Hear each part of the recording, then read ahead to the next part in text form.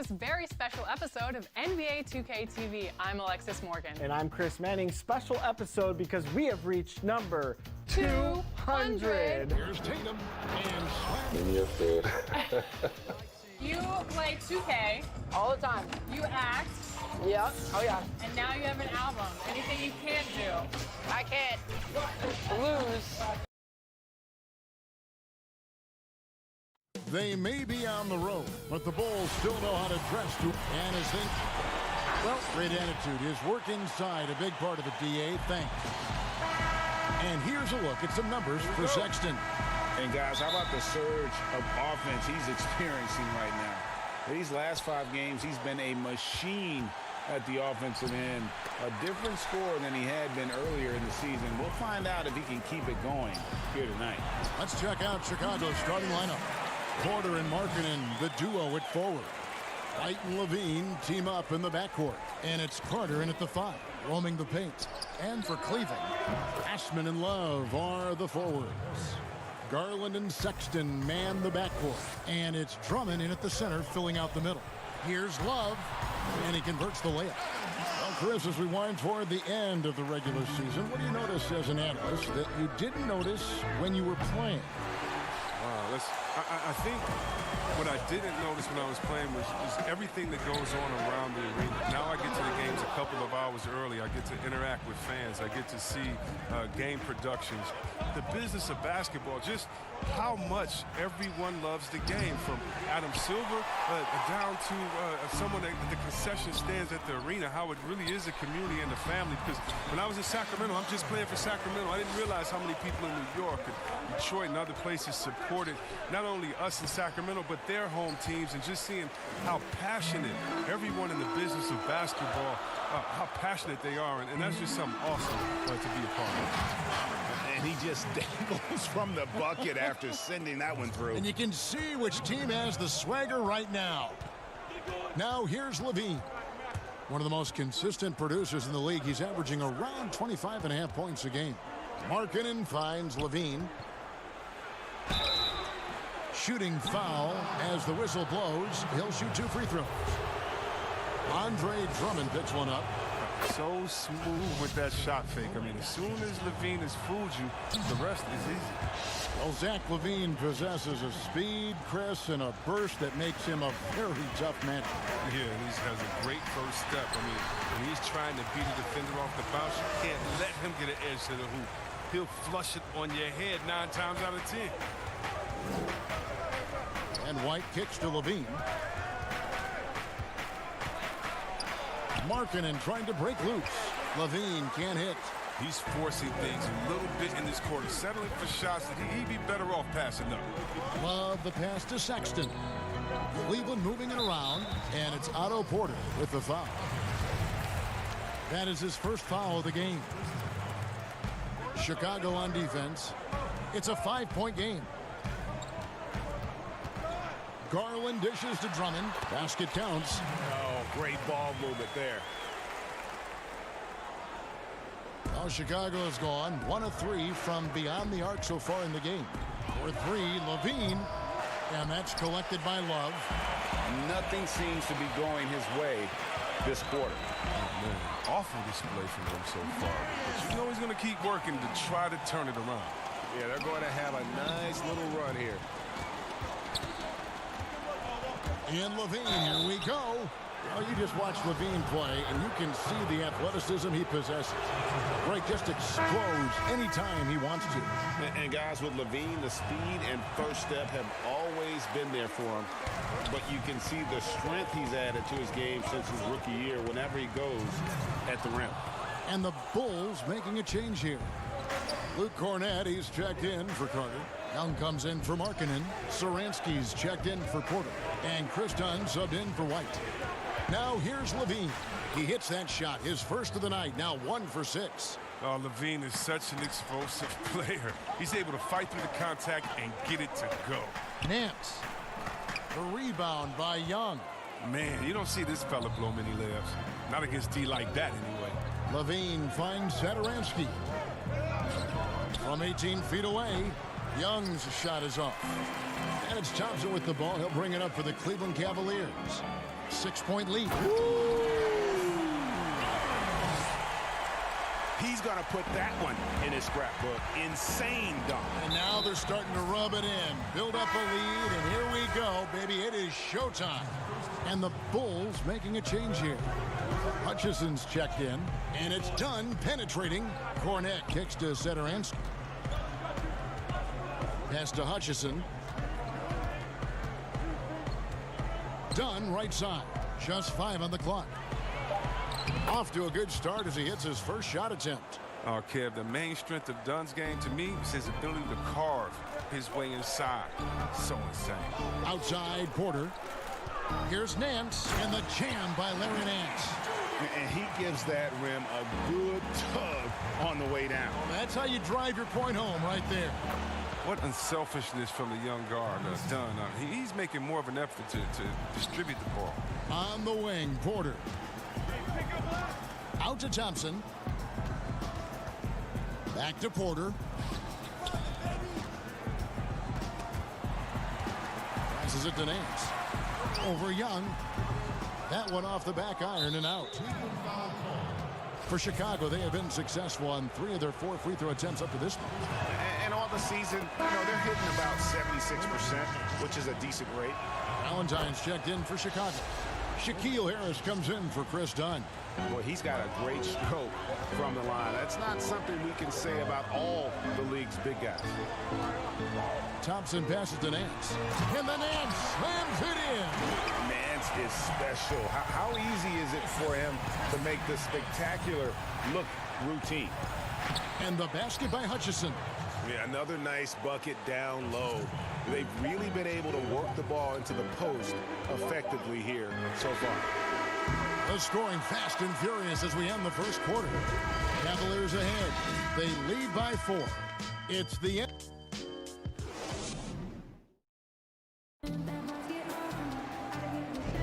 And if you're just joining us, we've played through 1 quarter in this one. And from what you guys have seen so far from Cleveland, what's your take? Yeah, in that first period, they look to push in transition at every opportunity. With the game being fast-paced these days, you can expect this from a lot of teams, but they did it very well. And a chance here presented by Gatorade to see who's on the floor, all fueled up and ready to go for the start of the second quarter. So for Chicago right now, Harrison out there with Satoransky. Then there's Valentine, and it's Cornette in at the 5. And the Cavaliers this summer selecting point guard Darius Garland with the 5th overall pick. The second-year man, Colin Sexton, already on the roster. Greg, how do you see the fit between these 2 players? Well, I mean, both are 6'2". The questions will come at the defensive end of the floor. Offensively, both show great promise as shooters, very scoring-minded guards, reminiscent possibly of a Lillard-McCollum pairing for the Blazers, which could be a roadmap for the Cavs. On the sideline, let's catch up with Hall of Famer David Aldridge. Well, Kevin, there's not a lot of NBA players who come from Finland. Now there's Lauri Markkanen. Before him, there was Hanno Matala, who was actually Lauri's high school coach. Markkanen is soft-spoken and family-focused, but he says everything starts from basketball. All the decisions I make are based on if it helps me on the basketball court. Kevin? Terrific attitude, David. Thanks. And that one is hammered home. That's a stomach punch, guys. Turn it over and give him a free run to the bucket. Oh, you're so right. No question who has the momentum now. Oh, exactly right. Momentum-shifting plays like that can change the tone of a game. White. And the shot goes in. And what body control. Even when White gets bodied up, he sticks with his shot. Porter dishes to Drummond. Some nice passing by Cleveland here. And White kicks to Valentine. The shot goes down and it gets this game back to even. And a solid playmaker, White has a great sense for when he should look to give it up. Osman, the pass to Thompson. Here's Drummond, and Drummond throws it down. just solid on the one-handed slam. And guys, when it's a tight ball game like this, he's the guy they want with the ball. It puts the D in a tough spot when you have a point guard who can throw it down. He really does, GA. He really does put pressure on him. Hey, guys, it's clear, though, he enjoys showing off his athleticism. The D can't give him these opportunities. And double teaming him is the only thing that's going to cool him off at this point. He is on a roll. And the Cavaliers making a change here. Love's checked in. The Bulls also changing it up. Carter, he's checked in for Luke Cornett. Lauri Markkanen comes in for Chandler Hutchison. And Porter subbed in for Harrison. More good work on the glass there. When it's all said and done, I think rebounding might tell the story in this game. And then Carter with the dunk. Like the show of unselfishness from Porter, wanting to improve as a passer and hit his open teammates. And the stretch big man, Lauri Markkanen, very strong player on offense. And I told you, Kevin, it's no secret. I like Markkanen best when he is a bit greedy, searching for a shot. I mean, sometimes I feel he can defer too much, but he has the skills to be a great scoring threat if he is playing aggressive. Attacking in transition, the most consistent way to generate easy looks. Yeah, you can tell they love to get out and run when the opportunity is there. On the wing, Porter. The pass to Valentine. Scored the basket, his second of 2 attempts. And they keep hammering away at him inside, forcing the ball into the paint. And that's a foul called on Lauri Markkanen. That's his first foul. So for the Bulls, Young's checked in for Markkanen. Satoransky comes in for Valentine. And it's done in for White. Wendell Carter Jr., 6'11", able to use his great length to get the block right there. Satoransky in the corner. 1:11 left to play here in the half. Porter. That's his second shot and his second basket. He's 2 for 2. And they're beginning to just flat out fall apart defensively right now, especially on the interior. Pass to Love, all alone. The basket good off the assist from Sexton. That's now 8 points for Kevin Love. And so it's Young who brings it up for the Bulls. They trail by 1. Last game matched up with the Magic. A tough loss there. Windler, the pass to Love. And here is Drummond. Dunn covering. Here's Sexton. That 3 off the mark. For the Cleveland Cavaliers, they come in off the loss to the Bulls. You got to give them an A for effort. Just fell a little bit short in that one. It's one of those games where home court played a big role. There might have been a different result if they were in their own building. Pass to Garland. Inside, here's Drummond.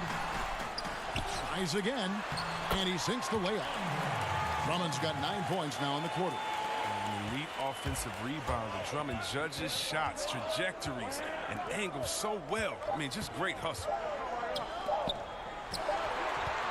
Andre Drummond has been on display.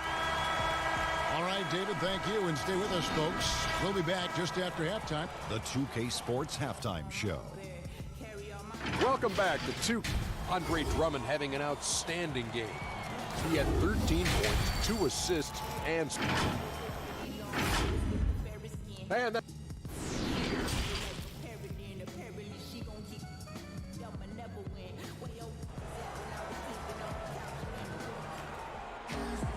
We've got second half action for you, and if the next couple quarters are similar to the first, this one could go down to the last possession.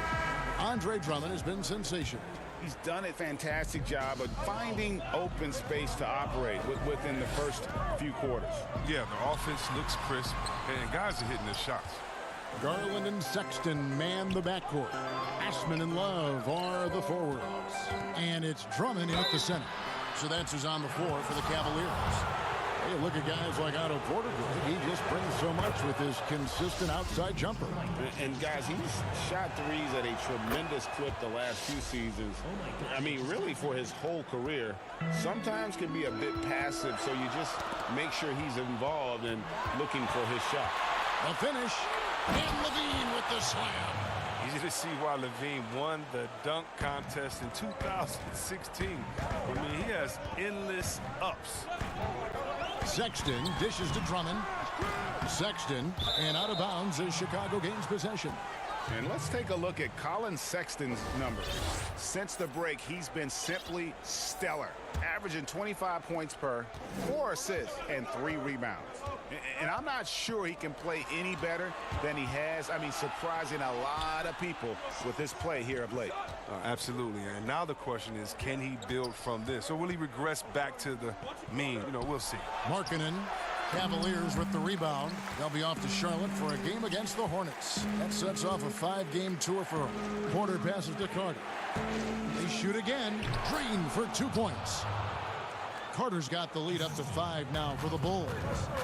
And this is the next step for Carter Jr. The more he makes this shot, the better his offensive game becomes. LaVine finds White. Kick out to LaVine. And a wide open look for Porter.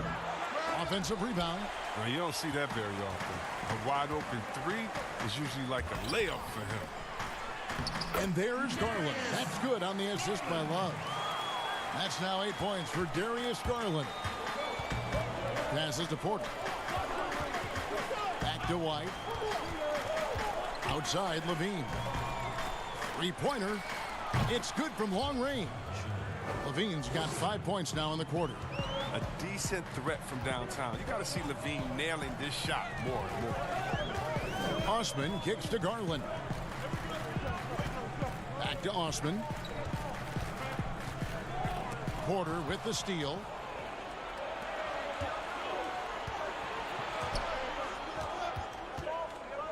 Here's LaVine. Banked in off the glass. And now it's an 8-point Bulls lead. From a pure entertainment standpoint, who's a player that you think is must-watch TV? Oh, man, you got to go Curry, Lillard, Harden, Giannis, Embiid, Simmons. I mean, you could just keep going. Let's go Lou Will off the bench.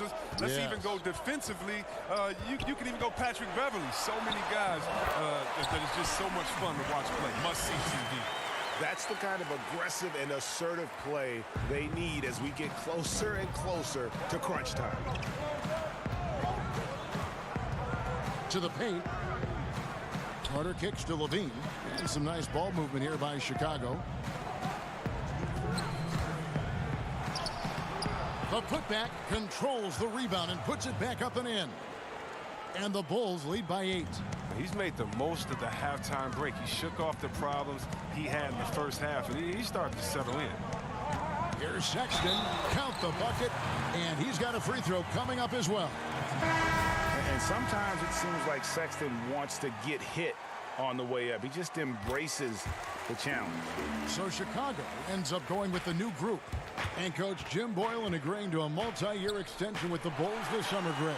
And taking that interim tag off his title as head coach, Boylan, with over 30 years of coaching experience, afforded the opportunity to continue developing this young core.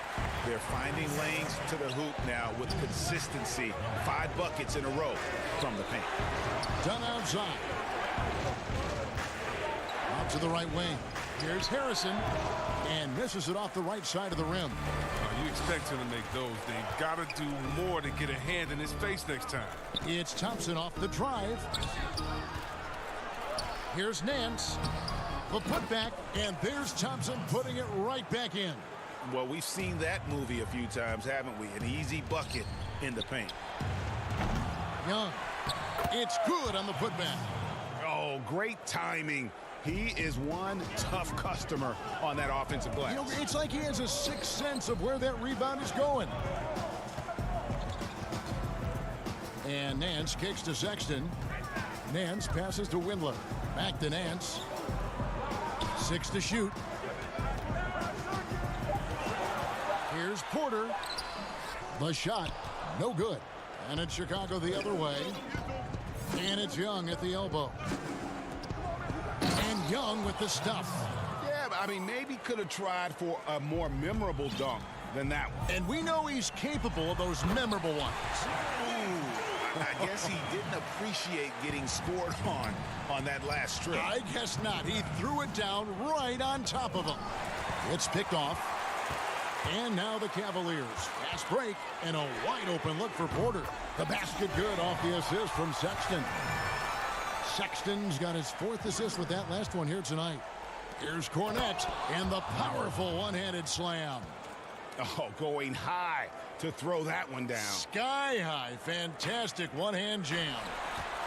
The open look here for Sexton.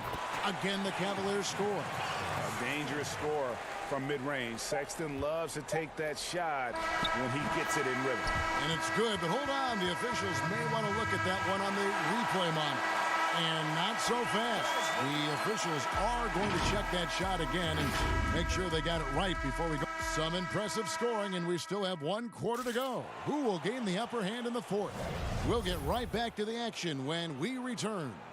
And a worthy candidate tonight as we take a look at our State Farm assist of the game. And he sliced the D wide open with this feed. They had no chance to prevent that basket. No, it's quick decision making. You see a guy open, you can't hesitate. That's an outstanding play. We've reached the 4th quarter, and what has been a very competitive game should be an exciting finish. On the court for the Bulls, getting this 4th quarter started. We've got Chris Dunn, also Thomas Satoransky out there. Valentine out there with Young, and it's Hutchinson in at the power forward position. Valentine's shot good. You love how each side has risen to the challenge throughout this one. Yeah, it seems like whenever one team scores, the other comes right back with a bucket of its own. Oh, and the dunk by Young. That's a double whammy, guys. That's right. A great defensive play, then the emphatic stuff. Oh, yeah, bang, bang. An impressive sequence that has them fired up. Floats it up for Young, and Young slams it home. And this offense is in a perfect rhythm, and you can see how they're finishing their plays. Yeah, right now it feels like they can't miss. We'll see how long they can make this last. Here's Valentine. A chance there to push it to double digits, but it's off the mark. For the Cavaliers, Kevin Love's checked in for Tristan Thompson. Osman comes in for Porter, and it's Garland in for Sexton. So Chicago going with an almost entirely new group. Wendell Carter, he's checked in for Young. Lauri Markkanen comes in for Chandler Hutchison. Otto Porter Jr., he's checked in for Denzel Valentine. And LaVine subbed in for Dunn. Now the pass to Windler. Looking to end the run. Rebound by the Bulls. Carter's got 4 rebounds in this game. Here's LaVine. Windler with the rebound. The Cavaliers trail by 9. To the middle. And there's Garland. That's good on the assist by Nance. Nance has got 3 assists in the game. To the inside. Markkanen, good. Markkanen's got the lead back up to 9 now for the Bulls. Well, known for his shooting, Markkanen is still 7 feet. Great to see him score near the hoop. Love up and in from the low block. And that's really using the double team against the defense there and creating that pinpoint passing to attack. Veen passes to Satoransky. They get a hand on it, and so it looks like the Bulls will retain possession here. Drummond's checked in for Nance. And a change for the Bulls. White, he's checked in for Satoransky. It's good. White's got the lead up to 9 now for Chicago. And the crisp passing has opened things up for them offensively. And it's Drummond with the jam. Oh, he's showing how dominant he can be. Drummond, when he's feeling it, he stays aggressive. Down low, Porter. That's good, and it's LaVine with the assist. And the Bulls lead by 9. Oh, great flow to that possession. 2 players totally in sync with each other. And here comes White, leading the fast break. And that's going to be a travel. And Cleveland making a change here. Sexton's checked in. And Love's got the ball here for Cleveland. Garland with it. Now defended by Markkanen. Pass to Drummond. Fouled in the act of shooting. Gets the bucket anyway, so a 3-point play chance for him. You don't mind fouling, John, but you got to get your money's worth. Can't allow the and 1. And here are the Bulls now. Their biggest lead of the game was 9. LaVine for three, and the Bulls another three. Just such a well-rounded offensive player. He's got a little bit of everything. And it's Drummond with the jam.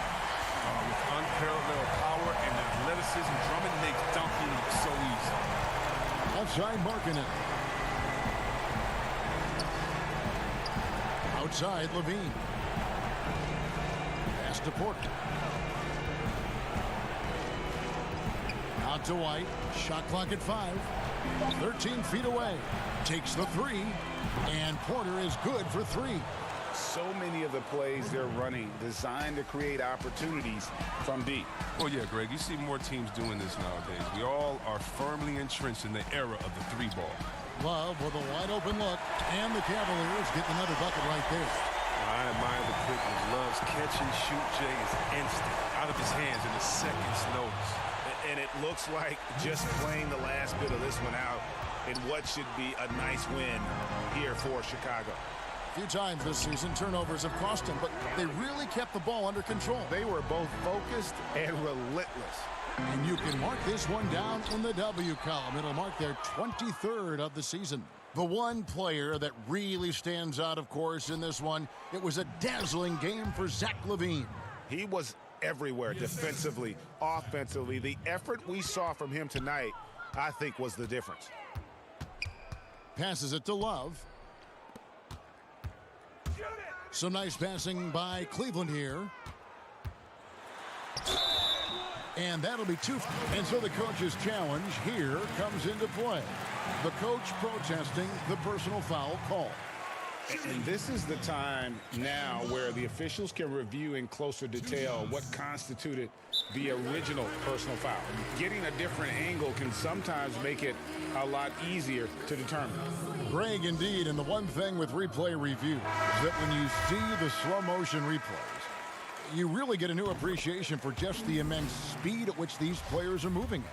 And how fast the action really is, and how hard it can be sometimes, you know, Greg, to make the right call. And so the word is in. They've decided that the call stands as it was made on the floor. And, you know, even if a coach still feels this wasn't the right call, you got to acknowledge the effort being put in to reviewing it. The double checking, and the game continues on. Back to Valentine. And so Chicago takes this one, and by a big margin. They came in here and took care of business like they were the home team. And Kevin, how about the mental toughness that this group showed? They were never...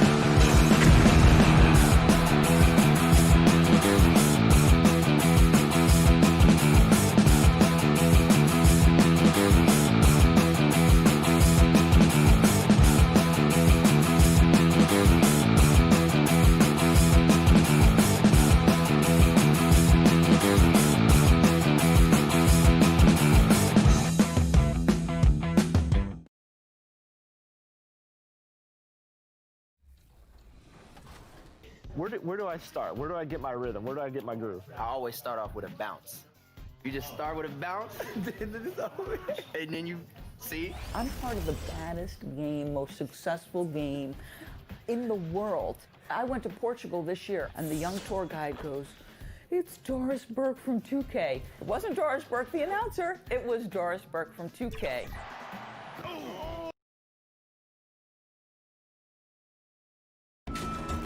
Let's meet the visiting team.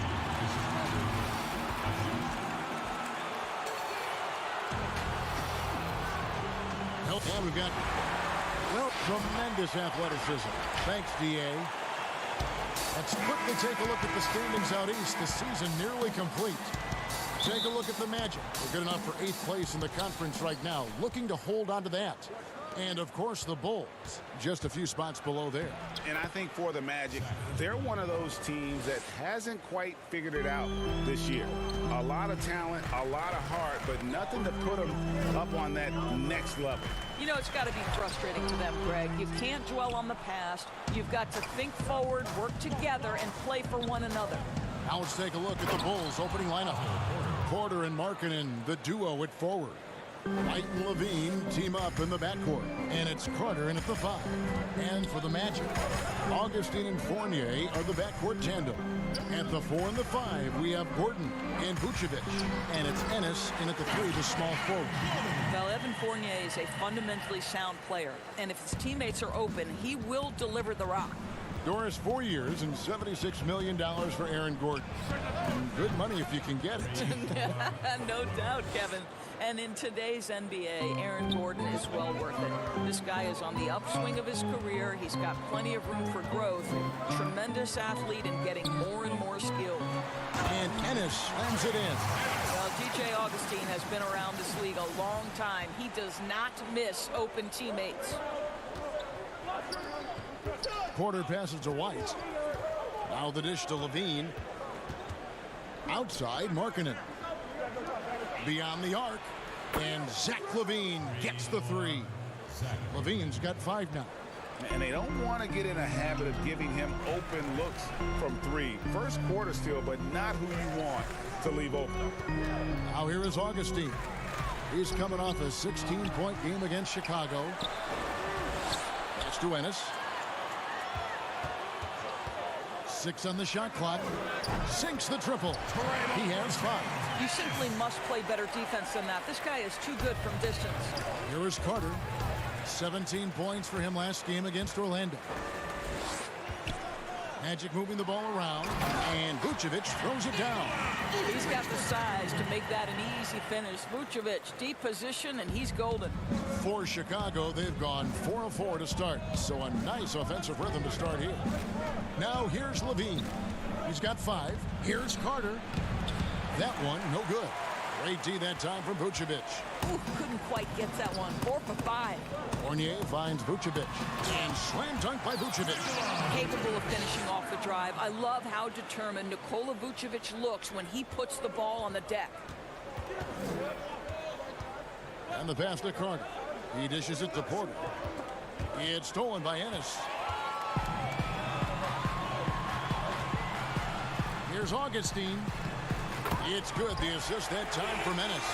Doris, so interesting to watch 7-footers who almost never shot 3-pointers make that now a featured part of their game. Give some credit to the coaches who recognized the game was being revolutionized and that 3-point shooting, regardless of position, would become integral to success. So a guy like Marc Gasol, who actually fought the idea of taking threes, Brook Lopez, Nikola Vucevic, all of them have become more integral to team success and more capable NBA players because they can shoot the basketball. It's beautiful. It is. Evolving and adapting at that size has been something to watch.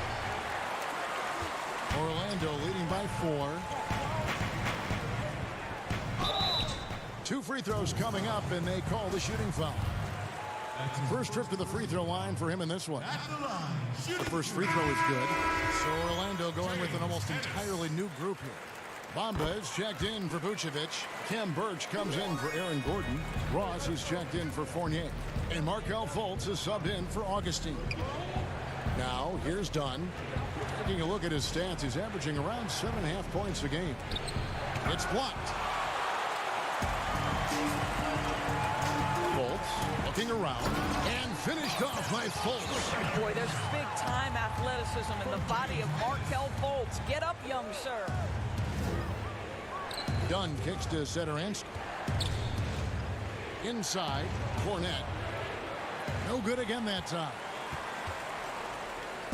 And it's Ennis with the ball for the Orlando Magic. 8-point game. Yeah, they have gone full throttle from the opening tip, showing no signs of letting up. Well, you set the tempo early, and when you get command and control of a game, it's perfect. 8-second difference between the shot clock and the game clock. To the inside. Sadaransky against Ross. Young's shot is off. And the timing just not there on that attempted alley-oop. Just a missed connection, and it happens. I'm sure they will go back to it if given the opportunity. And a solid athlete at his size. Bamba isn't bashful at taking it to the rack and drawing the foul. Orlando shooting their third and fourth free throw shots of the night. And taking a look at the numbers on the season, they've converted about 77% of those foul shots. It's stolen by Fultz. Bamba wide open, and it is good at the buzzer. Wow! Big time. And so it's the Orlando Magic riding a 15-point lead at the end of the quarter. And we'll see if they can keep up their tremendous shooting they've been dialed in so far from the field. Back right after this. And as we return, it's Noche Latina, celebrating the NBA's connection to the Latin American community. And for the Magic here, they've been putting on a show, guys. Playing inside out in that first quarter led to some high percentage shots in the paint. It is great when you can get that established early, because to me it opens up every other aspect of your game. They've got Bamba. Carter Williams is out there with Fultz. Then it's Terrence Ross. And it's Birch in at the 4 spot. That's the group starting the second quarter for the Magic. Here's Sadaransky. 5 to shoot. Valentine, that's for 2. And that one off the back of the rim and in. And the lack of effort to fight over the screen there makes that an easy shot. You know, we see this all the time, Greg. You're basically, as a defender, hoping the man misses rather than putting in the work to get over screens. Up top, Carter Williams.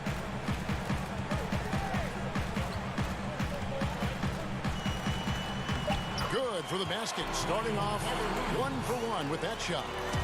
Carter Williams looks like he's floating out there, but has that deceptive first step. Let's go now to the sideline and catch up with David Aldridge. Well, for Nick Vucevic, there were some great firsts last season. His son, Philip, was born in December. And then Dad made his first All-Star appearance. Nick is from a basketball family. He said, "I'll enjoy telling my son the stories, like my dad did with me. We'll see if he likes the game of basketball." I think he will. Kevin? LDA, it's certainly in his genes. Thanks for that report. 7-footers typically challenged as far as mobility. But, Doris, you look at Mo Bamba. He appears to be very fluid. Well, he's listed at 7 feet. He's actually 7'1" in shoes. And despite that height, Kevin, as you mentioned, Mo Bamba is a very fluid athlete. He's got exceptional feet. Tremendous upside for Bamba. Orlando making some changes. Vucevic checked in for Bamba. Gordon comes in for Cam Birch. And Evan Fournier subbed in for Fultz. The Bulls also changing it up. Markkanen, he's checked in for Chandler Hutton. Oh! You got to be kidding. Yeah, Kevin, he's one of maybe 2 guys in the league who can finish on that kind of jam. Ross has so many dunks at his disposal. Harrison scanning the floor. Kicks it out to Markkanen. Here's White. Jump shot is good that time. White's got his second bucket tonight. And you got to like the vision for Markkanen. I mean, a big man who knows how to find the open man. Pass to Ross.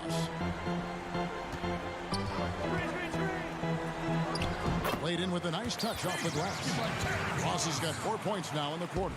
And they're forcing the ball inside, and it's working like a charm. Valentine shot good. And a solid playmaker. White has a great sense for when he should look to give it up. Fournier into the lane. His shot is good, making him a perfect 2 for 2 from the floor. They're getting on a roll inside. Their last 3 field goals have come from the paint. And Michael Carter-Williams gets the whistle that time. That's his first foul. Orlando making some changes. James Ennis comes in for Terrence Ross. And DJ Augustine subbed in for Carter-Williams. Then for the Bulls, Wendell Carter, he's checked in for Luke Cornett. Young comes in for Markkanen. And Zach LaVine subbed in for Valentine. And you look at this Magic roster, so much potential. I think, Greg, they have done a great job of drafting to the style of play they want to play. Guys who want to get after it on the defensive end. Guys who can switch and slide on the perimeter. Guys who can protect the rim. That is the backbone of this organization. Bulls shooting their first free throws of the game. That's good from Carter. Shooting Chicago. Carter hits them both.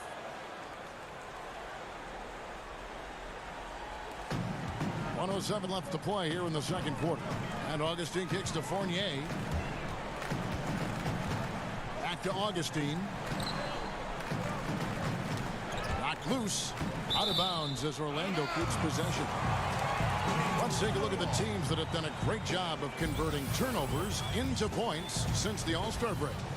Number 1, the Bulls. Their defense has taken on a new life since the break. I mean, they're getting into teams, forcing turnovers, and they look like a different group. Pocket 2. Gordon finds Fournier. And just not able to find the target from three-point range here in the second quarter, although he did knock down one in the first. Harrison passes to White.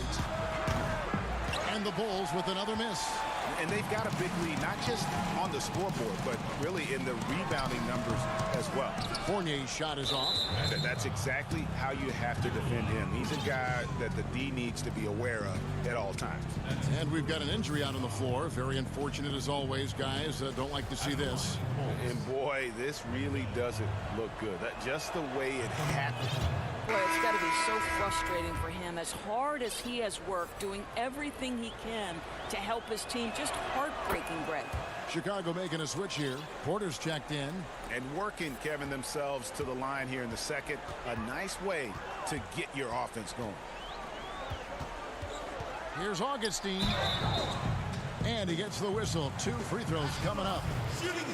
It's going to go on Otto Porter Jr. And guys, what you love about DJ Augustine is the leadership he provides to the young guys. They'll lean on him for advice, for knowledge, for sets. This guy is just a key cog. And Young kicks to Dunn. Out of bounds, Orlando takes possession.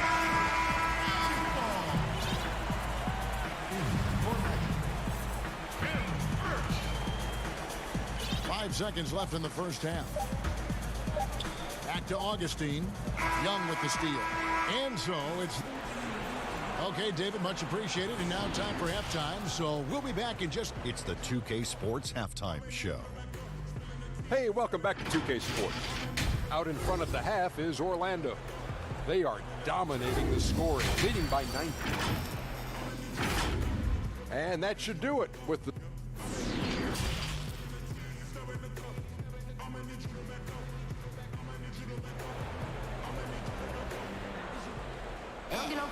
And there wasn't too much drama in the first half, but maybe things will tighten up here in the second. If you were coaching, Doris, and you could run your offense through any center in the game, and let's take guys that are playing right now because we can go back in history and the names are endless. Who would you run your offense through at that position? Probably a guy that the casual NBA fan is not as knowledgeable about as they should be, Kevin, and that's Nikola Jokic. This is a young, early 20-year-old who may be the best passer out of the post position that we've seen in a generation. Jokic is a guy who can handle the ball from three-point territory. He can take it off the window and initiate your offense. Well, Mark Markelle Fultz continues to develop his floor awareness. Passes like that will create all kinds of chemistry. And the one-hand slam just looks so pretty when it's in his hand and he's the one doing the slam. Agreed. He is smooth as silk, even on a power finish. Gives the team such a great element having a one guard who can get to the 10. Certainly something every team wants to have. Oh, you love it, Kevin. Fearless, aggressive, leaving no doubt whatsoever. Here's Satoransky. His three-pointers off the mark. Orlando leading by 21. And here's Fultz. He's got 6. Clark, the pass to Awandu. Good. They're finding lanes to the hoop now with consistency. 5 buckets in a row from the paint. Here's Carter. No good from the wing. Boy, as slow a start as you could have. Just 1 for 4 from the field. They're struggling. It's good. Fultz has got 4 points now in the quarter. They are just killing them on the interior. To the paint. Stolen by Bamba. Here's Awandu. White covering. Awandu. That's good. Awandu's got his second bucket of the night. That's the 10th straight point they've given up in the paint. And so Markkanen will bring it up for the Bulls. When this game is done, they'll be off to Miami to take on the Heat. That'll be the 3rd game of this 3-game road trip. Cross contact on the shot, and now a 3-point play chance as he'll head to the line. Markkanen absorbing the contact. He's really good at staying with his shot through that contact. So for the Bulls, Luke Cornett, he's checked in for Carter.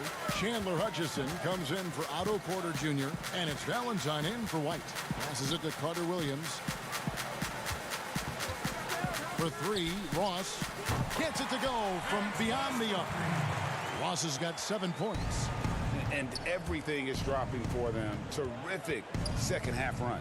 And I think, Greg, it's been all about their offensive efficiency, shooting the lights out in this quarter. And for a player that didn't come in with a lot of fanfare to the NBA, Markkanen is one of the top young players in the league. Yeah, call him the marksman or the finisher. Call him Lauri Bird, if you like. Fantastic stretch 4, who showed he could be a focal point of an offense, can play with an edge as well, and is just scratching the surface of his potential. Pass to Cornett. And the Bulls with another miss. And it's Orlando's ball. They're on a 13-5 run. Outside Fournier. And contact on the shot, so he'll be shooting free throws here. Okay, flashing some impressive instincts. Evan Fournier knowing when to attack and draw the foul. Ken Birch is checked in for the Magic. Augustine comes in for Carter Williams. The Bulls also changing it up. Young's checked in for Markkanen. Shaquille Harris comes in for Valentine. And it's done in for Satoransky. Young on the follow. Young's got his first points in this one. The prototypical, I will do every piece of dirty work you have. Thad Young doing a nice job, taking it off the window and scoring. Augustine passes to Birch. Back to Augustine. The jumper from the free throw line is good. He's got 6. Well, just tremendous form. DJ Augustine, even in the mid-range, is going to be so consistent. Here's Harrison. And a kind roll that time off the rim as that one falls. Here's Augustine. 6 points for him. Vucevic down low. Orlando moving the ball around. Down against Augustine. No good with the triple. Bulls have gone a somewhat subpar 4 of 10 on their shots in the second half so far.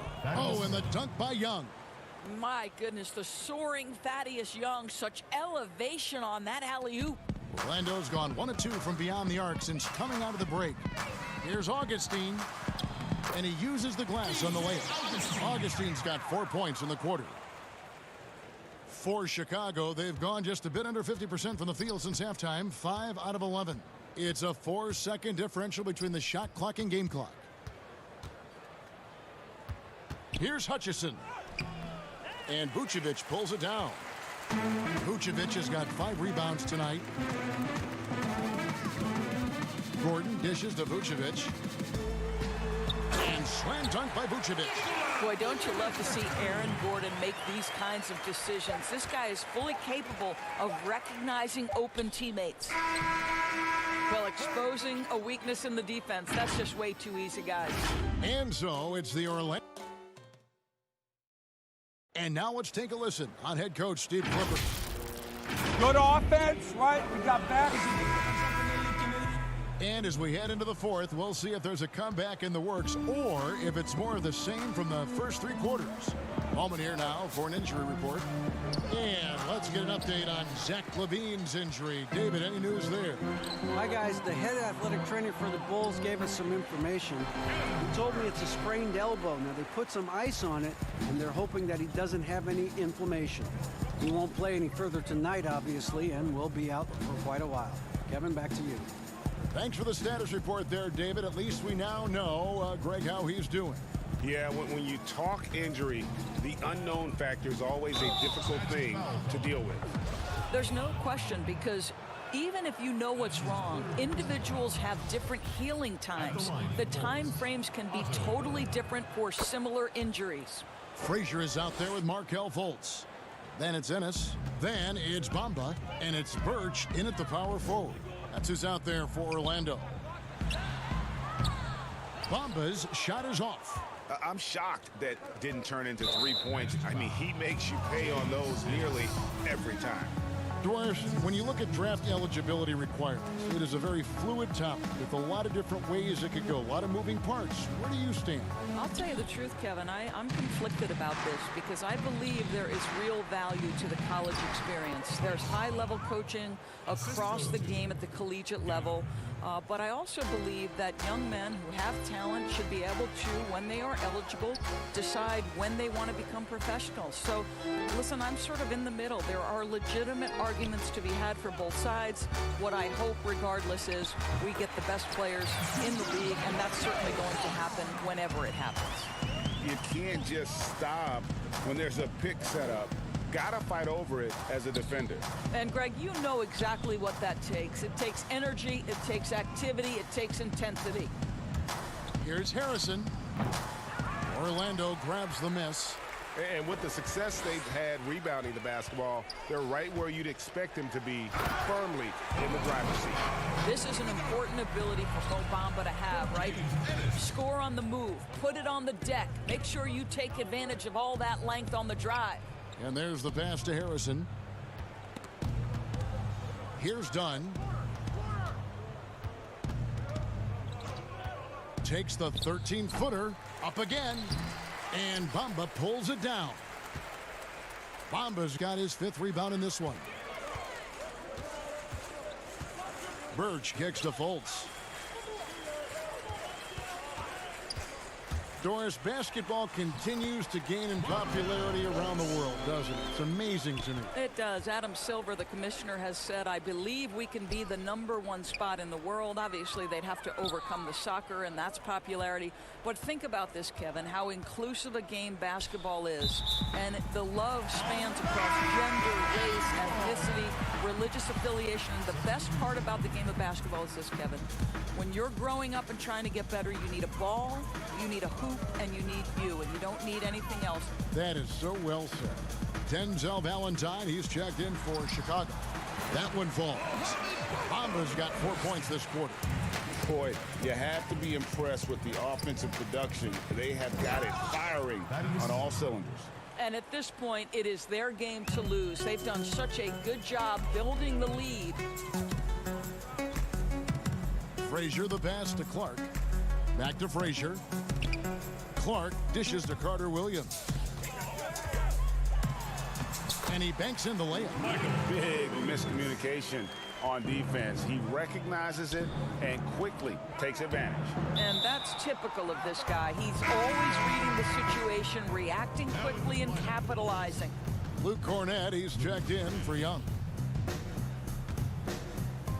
And we're about 3.5 minutes into the fourth quarter. And a lot of contact on that one, so he'll shoot 2 here.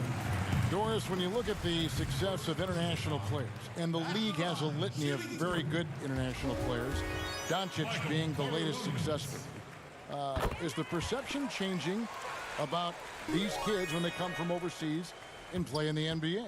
Well, one of the greatest, and to me, the greatest international player of all time, Dirk Nowitzki, a Hall of Fame player, probably changed the perception to start with. Now, listen, over the years, Luka is going to have perhaps a Hall of Fame career if he stays healthy. The reality is this. The NBA is looking for the best players to man those 15 roster spots of the 30 NBA teams. It doesn't matter where you're from, what the color of your skin is. If you can play the game of basketball and play it at the highest level, the NBA wants you to be a part of their league. Knocks it loose. Yeah, and the way they have controlled the glass this game, really impressive. And bottom line, more boards means more possessions. That's how you build a lead. Here's a 1-2. Got a hand on it. Oh, and a fast break for the Bulls. There's the lob to the hoop. Yeah, that's just a nice pass. This was one of college basketball's premier playmakers, done showing great vision. Carter Williams against Dunn.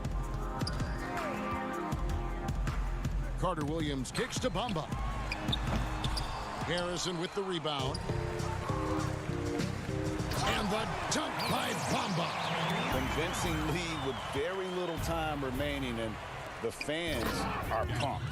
Well, they're getting ready to celebrate, no doubt, GA. They know it's theirs to lose at this point. Well, he's such a good athlete for a center. It's how he's able to succeed despite being one of the smallest fives in the NBA. Here's Carter Williams, and that one good. And once they smelled blood in the water, you could see the killer instinct take over. And you want to save your best for last. Tonight, they've done that and then some. And so it's Orlando taking this one by a big margin. All right, David, great job. Thanks so much. Thank you for joining.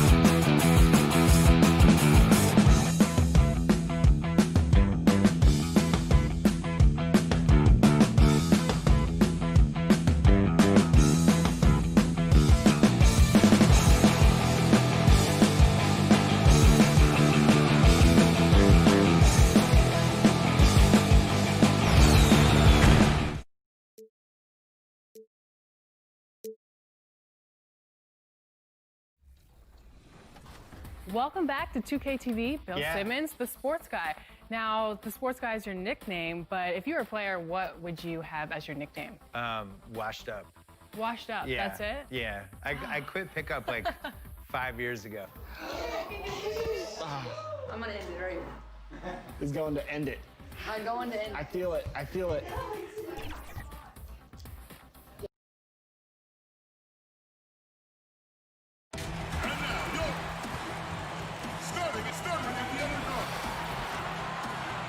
As we're going to break in the action now, let's take a look at the East and how the teams are stacking up. Look at the Heat, the advantage in one series. And, of course, Chicago, quite a few spots down the ladder right now. And when you look at Miami, they've had a tremendous year. There were a lot of people waiting for them to take that tumble late in the season. Well, those people might be waiting for a little while longer. Well, tumbles happen in gymnastics class, not with this team. I can say that for sure.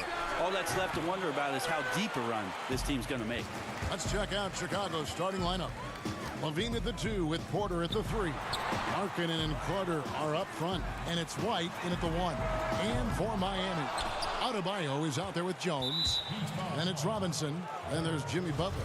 And it's Nunn in at the point guard position. LaVine against Robinson. Outside Porter. Looking for Markkanen. He gets it there. Back to Porter. Pass to LaVine. 5 on the clock. And the layup is good.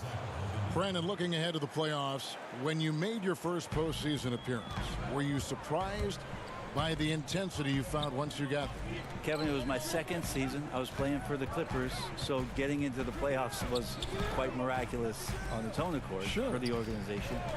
But the level of detail in the playoffs and intensity in the playoffs.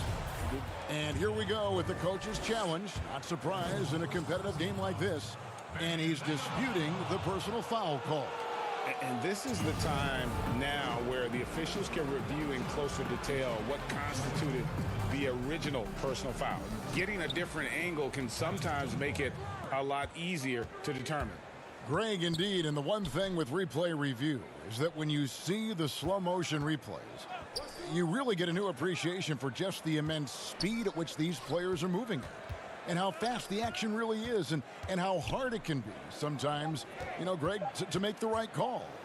And the announcement on the review is that the foul was called in error. So they have determined, Greg, to overrule the original call. And guys, this is what it's all about, getting the call right. And I think in this case, the video review showed that while it was a tough call to make on the floor, they got it right with the review. Robinson up top, guarded by LaVine. Robinson kicks to Jones. Nunn passes to Jones. Chicago grabs the miss. Last game matched up with the Magic. A tough loss there.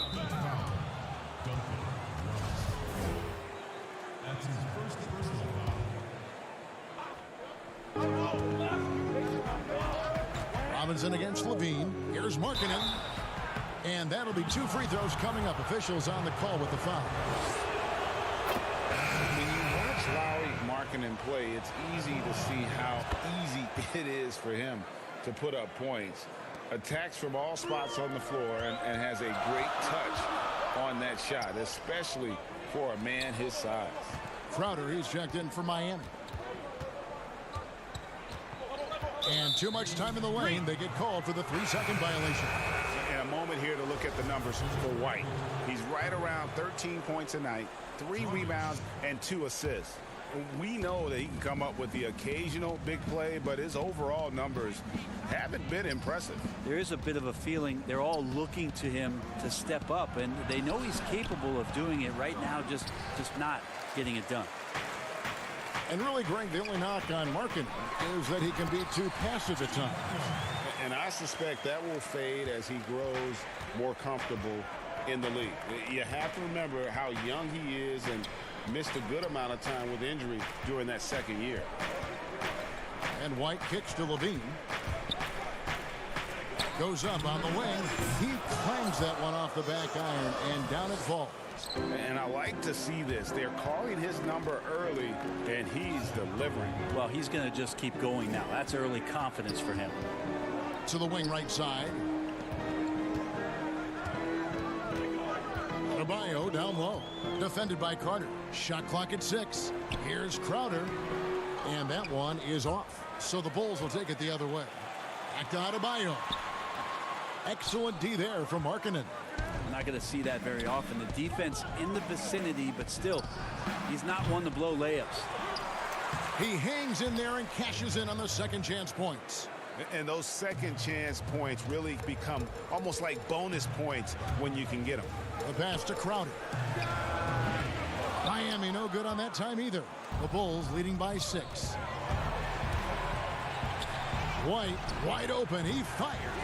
Off the mark there with the three-point shot. They need a bucket in a big way here to regain some confidence. Oh, Kevin, not a Petty, not a Manny, but a facial. Oh, a bounce to the ounce, Greg? Yeah, showing off the bunnies. Outside, LaVine.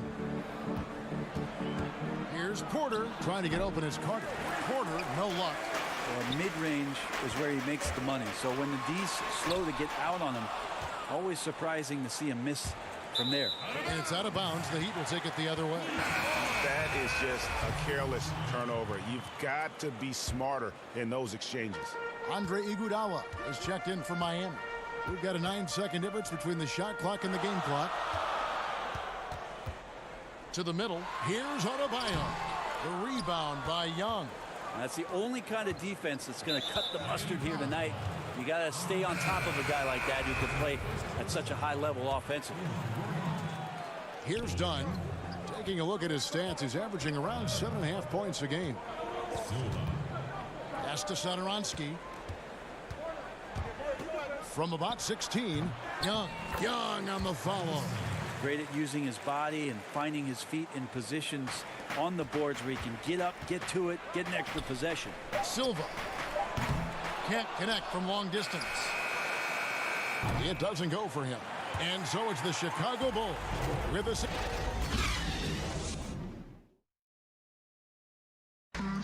The trade deadline is approaching, and Jimmy Butler talked about it. Things are different for everybody, to tell you the truth.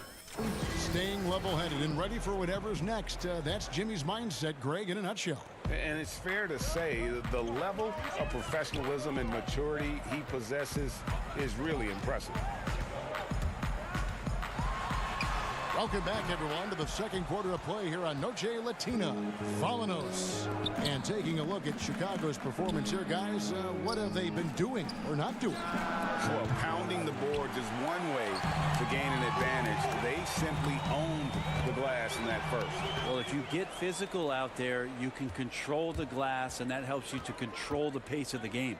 And now, brought to you by Gatorade, all fueled up and ready to go. Let's reset our lineups. And for Miami, looking who they've got out there. Dragic is out there with Iguodala. Then it's Olynyk. Then there's Myers-Leonard. And it's Silva in at the 3-side. Oh, and he pops it off the glass. Wow. And now quick reviews at the numbers for Dragic. Averaging about 16 points, 5 assists, and 3 rebounds. And a quality player. I love what he brings to the table at that backup point guard position. I think coaches appreciate a guy that comes in and knows how to run the offense with some intelligence. That's exactly what he does. And the Heat making a change here. Nunn's checked in. And Chicago also making a switch. Valentine's checked in. Here's Nunn. Dunn covering. Nunn passes to Silva. Down to 5 on the shot clock. Now Olynyk.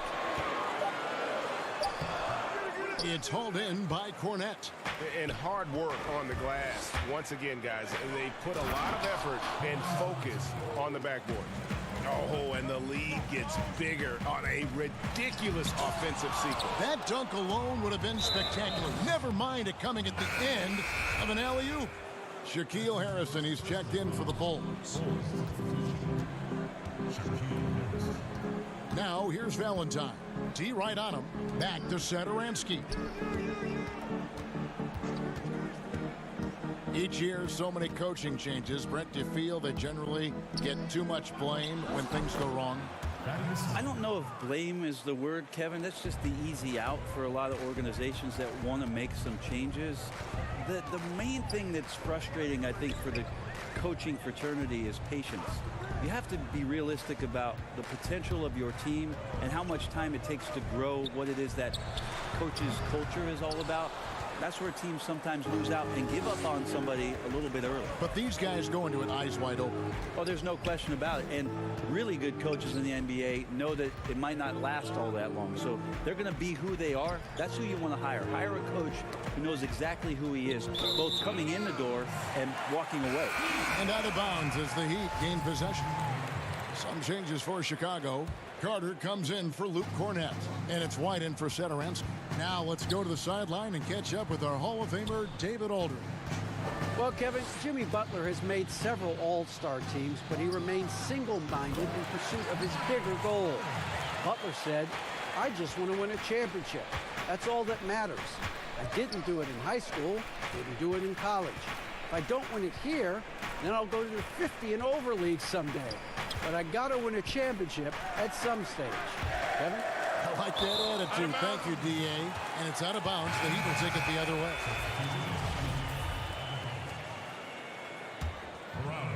The Heat trail by 10. Inside 2 minutes. Here's Hero. He's been quiet so far. Still no points in the game. Great positioning on the putback. And that's a pure hustle play, getting to the offensive glass for the tip-in. And that's the kind of quality you see in any strong offensive rebounder, isn't it? Here's Carter. And foul on the shot, so he'll get a chance at the line. This is his first free throw of the game. First free throw is good. Lauri Markkanen's checked in for the Bulls. Dean comes in for Valentine. Carter hits them both. As we've gotten closer to halftime, their style has become more and more physical. And in the second quarter, a little under 3.5 minutes played already. Hero passes to Robinson. Inside. Trying to find Jones. He gets it to him. It's blocked. And blocking shots mostly about will and desire. Markkanen showing he has it on that one. Just doesn't seem to have it here in the second quarter. Robinson for three. That's in, and he found his range with that one. Now 1 for 2. Chicago leading by 7. Here's White. And right away, they match it with a three-pointer of their own. Nice answer back there. Love to see the competitiveness. Yeah, both teams finding ways to the three-point line and trying to take advantage from distance. The kick out to Crowder. Pass to Hero. Outside Robinson. 6 on the shot clock. Feeds to Jones. Rebound by the Bulls. Markkanen's got rebound number 7 for him tonight. Here's LaVine. The shot that time, not on target. And it's Miami the other way. It's a victory here for the home team last time these guys met. And they did win that last game in this matchup. It seemed they got the benefit of the whistle. 3-second difference between shot clock and game clock. Hero from outside off the mark. And here's LaVine. Can't connect from 13 feet out. Nobody getting a hand in his face in that painted area. That's a miss. He's going to be disappointed. Thank you, David. And we'll be back after halftime as the third quarter gets underway. And now, the 2K Sports Halftime Show. Chicago holding the upper hand after the first 2 quarters. They lead by 10. How about you, Shaq? What did you think? And that does it for our...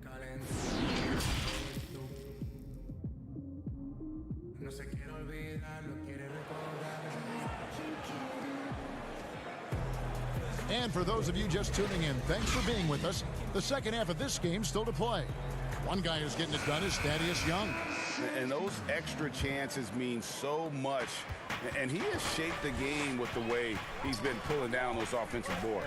And the team appreciating all of that dirty work going on. His activity has been phenomenal. And tipping off the second half, here's Jim Boylan's 5. Markkanen and Carter are up front. LaVine at the 2 with Porter at the 3. And it's White in at the point guard. There's the lob to Markkanen. How about the soft touch there from Markkanen? A dangerous weapon on offense, constantly looking for ways to score. And with this summer signing of Jimmy Butler, the Miami Heat demonstrating they still can lure star talent to South Beach. The Heat back on the rise. The Butler signing sets the stage for the summer of 2021 when they should have the cap space to sign another max player. Good on the second free throw. And Bam Adebayo. He just plays with so much energy when he's on the floor. Boy, he is ferocious on both ends of the floor. Great energy player who can finish in the paint with the best of them. Very quick on his feet and can cover a lot of ground for a play. And here we go. Coach's challenge happening right now. This one in regards to the personal foul. Seeing if that was the right call. And this is the time now where the officials can review in closer detail what constituted the original personal foul. Getting a different angle can sometimes make it a lot easier to determine. Greg, indeed, and the one thing with replay review is that when you see the slow motion replay, you really get a new appreciation for just the immense speed at which these players are moving. And how fast the action really is and how hard it can be sometimes, Greg, to make the right call. And so the word is in. They've decided that the call stands as it was made on the floor. And, even if a coach still feels this wasn't the right call, you got to acknowledge the effort being put in to reviewing it. The double checking, and the game continues on. Yeah, good job to take it right at the D. Miami shooting their third and fourth free throw attempts of the game. Yeah, pretty good numbers on the season when you look at their free throw attempts, right around 78%. And some changes here for the Heat. Kelly Olynyk's checked in for Jones, and it's Dragic in for Robinson. Then for the Bulls, Luke Cornett, he's checked in for Carter. Chandler Hutchison comes in for Markkanen, and Chris Dunn subbed in for White. Back to LaVine. 4 on the shot clock. It's stolen. Butler against Dunn. And there's the whistle on the shot. Took the foul. Shot misses. He'll be shooting 2. And Butler is just hard to guard inside. Really good at using his body to create contact against the defense at the basket. And Greg, when you look at the top perimeter defenders in the game today, how high does Jimmy Butler rank on that list? Look, he's in the top handful, no doubt about it. Multiple all-defense selections. He is a true two-way terror. Satoransky's checked in for Chicago. And another turnover here by Chicago. Well, since the All-Star break, these point guards have been doing their share of work on the boards. Take a look at their rebounding numbers in the second half of the season. Well, you look at Satoransky. A terrific rebound, 5th overall. And this is a unique group of players. It's not often we talk about the rebound leaders at the point, but with these guys, it's warranted because of just how well they do. It's a dimension of the game that so few point guards have, and it's an attribute that makes them much more valuable to their ball clubs. To have that many rebounds coming from the point guard position, what a plus you got there. Now here's Iguodala. Still looking for his first bucket in this one. Kept alive. It's good on the putback. Okay, good game plan. Start the second half. 3 of 4 so far from the field. Young pass to Cornett. To the left wing.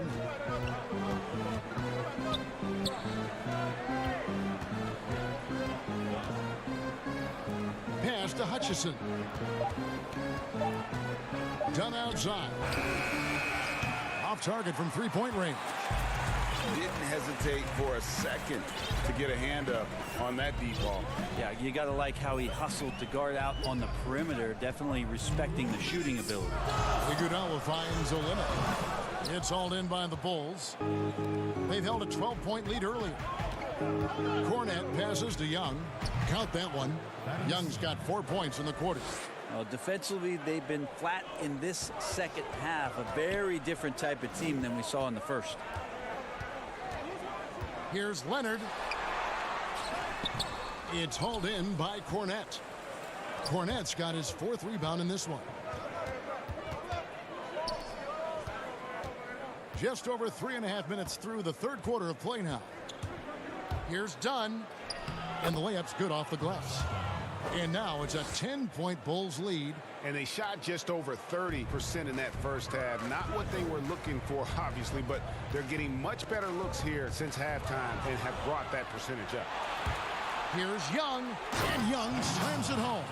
And the length of Dunn really annoys the opposition. So good at sticking his hands in passing lanes and coming away with steals. Here's Leonard. Shooting foul as the whistle blows. He'll shoot 2 free throws. It's on Thaddeus Young. I'll tell you what, he earned his money on that foul. Miami shooting their 7th and 8th free throw attempts for the game right here. So Chicago ends up going with the new group. Well, so many people were worried about Chris Dunn's offense after his rookie year, but you know what, Greg? He's turned it around. And gone from struggling to hit 40% of his shots to shooting better from the floor. Still a strong defender, and he's making people forget that his offense was ever a question mark. And good that time. All the way to the bucket, no resistance, just swipe the candy from it. White the pass to Markkanen. Here's Harrison. No points in the game yet for him. Over to the wing. The Bulls need to get a shot off here. Here's White. A putback, and Markkanen on the follow. Markkanen's got the lead up to 13 now for Chicago. And remember, at 7 feet tall, Markkanen is tough to keep off the board, solid at tracking down misses on that offensive glass. Here's White. Trying to answer back, but that 3 is off the mark. And so it's Chicago going into the break with a 10-point lead. They've been playing some... The 4th quarter has arrived. So good to have you with us.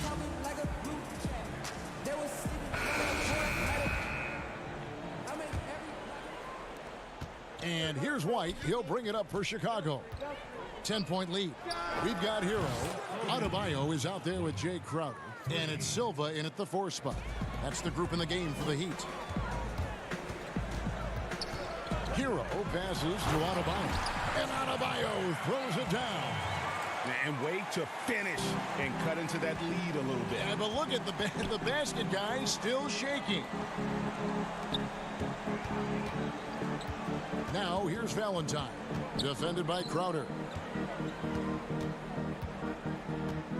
Carter against Adebayo. 6 to shoot. And it's Miami with the rebound.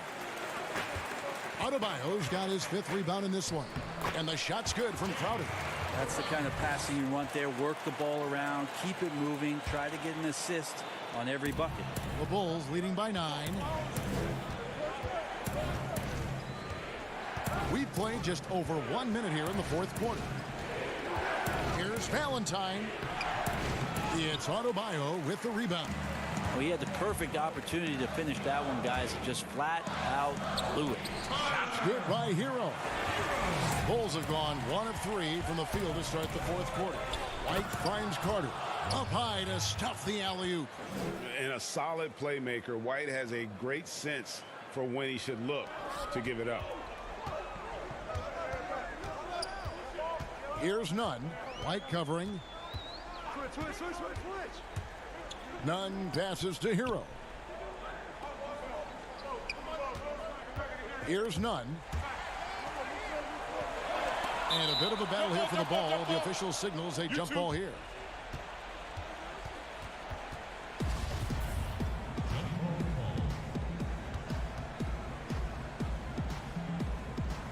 So it's Miami now. Silva, the pass to Crowder. Here's Hero. Takes it off the glass. And they're beginning to just flat out fall apart defensively right now, especially on the interior. And White kicks to Valentine. Lets it go with the three. It's Adebayo with the rebound. Adebayo's got his 7th rebound here tonight. Here's Silva. Nice D from Porter. Chicago leading by 7. Up the floor. They get it again. Controls the rebound and puts it back up and in. And they hold a huge advantage on the backboard. The Heat have gone an outstanding 4 of 5 from the field in the 4th quarter so far. Some nice ball movement here by the Heat. Got that bucket in no time at all. Heroes got 6 in the quarter. Bulls have gone 3 of 7 from the floor in the 4th. That's a 42% mark in the quarter. At the elbow, it's Markkanen. Back to Porter. The pass to Valentine. And he gets the basket. Officials blowing the whistle, so a chance at the line for one more. Yeah, outstanding job there of taking the harm and still able to finish. So both teams making some changes here. Brent, when constructing a team, it's always tricky to fit in max contract. But the truth is, some players probably deserve much more money than they're allowed to receive. Incredible to say that, right? It is, yeah. But there are guys like LeBron James whose $35 million contract might be worth 100. I always thought about Jordan too, right? I mean, yeah, it's ridiculous. And for the years that Michael Jordan was underpaid in Chicago for what it was he was doing. But in terms of competitive balance for the league and 30 franchises, and for you to try to build a team and a roster to put out on the floor to play this game and have opportunities to win championships, it's really the only way, and sometimes unfairly for guys in terms of their competition and compensation to have to put maximums on what it is that players can earn. And too long on the shot. Chicago leading by 6. Floats it up for Young. Oh, and they get in the way of the alley-oop. Not to be. Good play defensively. Here's Jones. That one drops for him. Some guys have a hard time finding their teammates in those possessions. Dragic is always looking to dish to get it to the open man. Now White. Over to the left wing. Pass to Valentine. Shot clock at 5. Here's Gafford. And it's going to be a 24-second shot clock violation. They turn it over.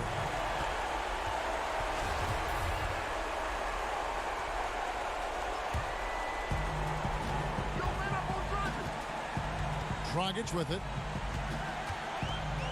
Kicks it to Robinson. Butler on the way. From deep. Count it. And that shot brings them to within just 1. That is world class. Love seeing that there. A huge possession, and he nets it. Passes it to Valentine. And it's Dragic with the foul. That's his first foul. You know what? Smart foul. You got to try and extend the game. 12 seconds left in the 4th quarter. White finds Carter. And there's the 3-second call. This one on the defense. And he shows the focus there. Nails the technical. That's just clutch work, really. That's all you can say. A little bit of D now, and they'll be out of here with the win. Man, it took forever for them to commit that foul. I don't know why they didn't do it right away. Those are precious seconds. He hits the first one, and that makes it a 3-point lead. The athleticism and blinding speed White possesses is impressive. This guy plays with a lot of moxie. Breathe easy now. The biggest free throws in the game, and he's coming through. And so the big win by Chicago in a tight game. A truly gutsy performance. So what?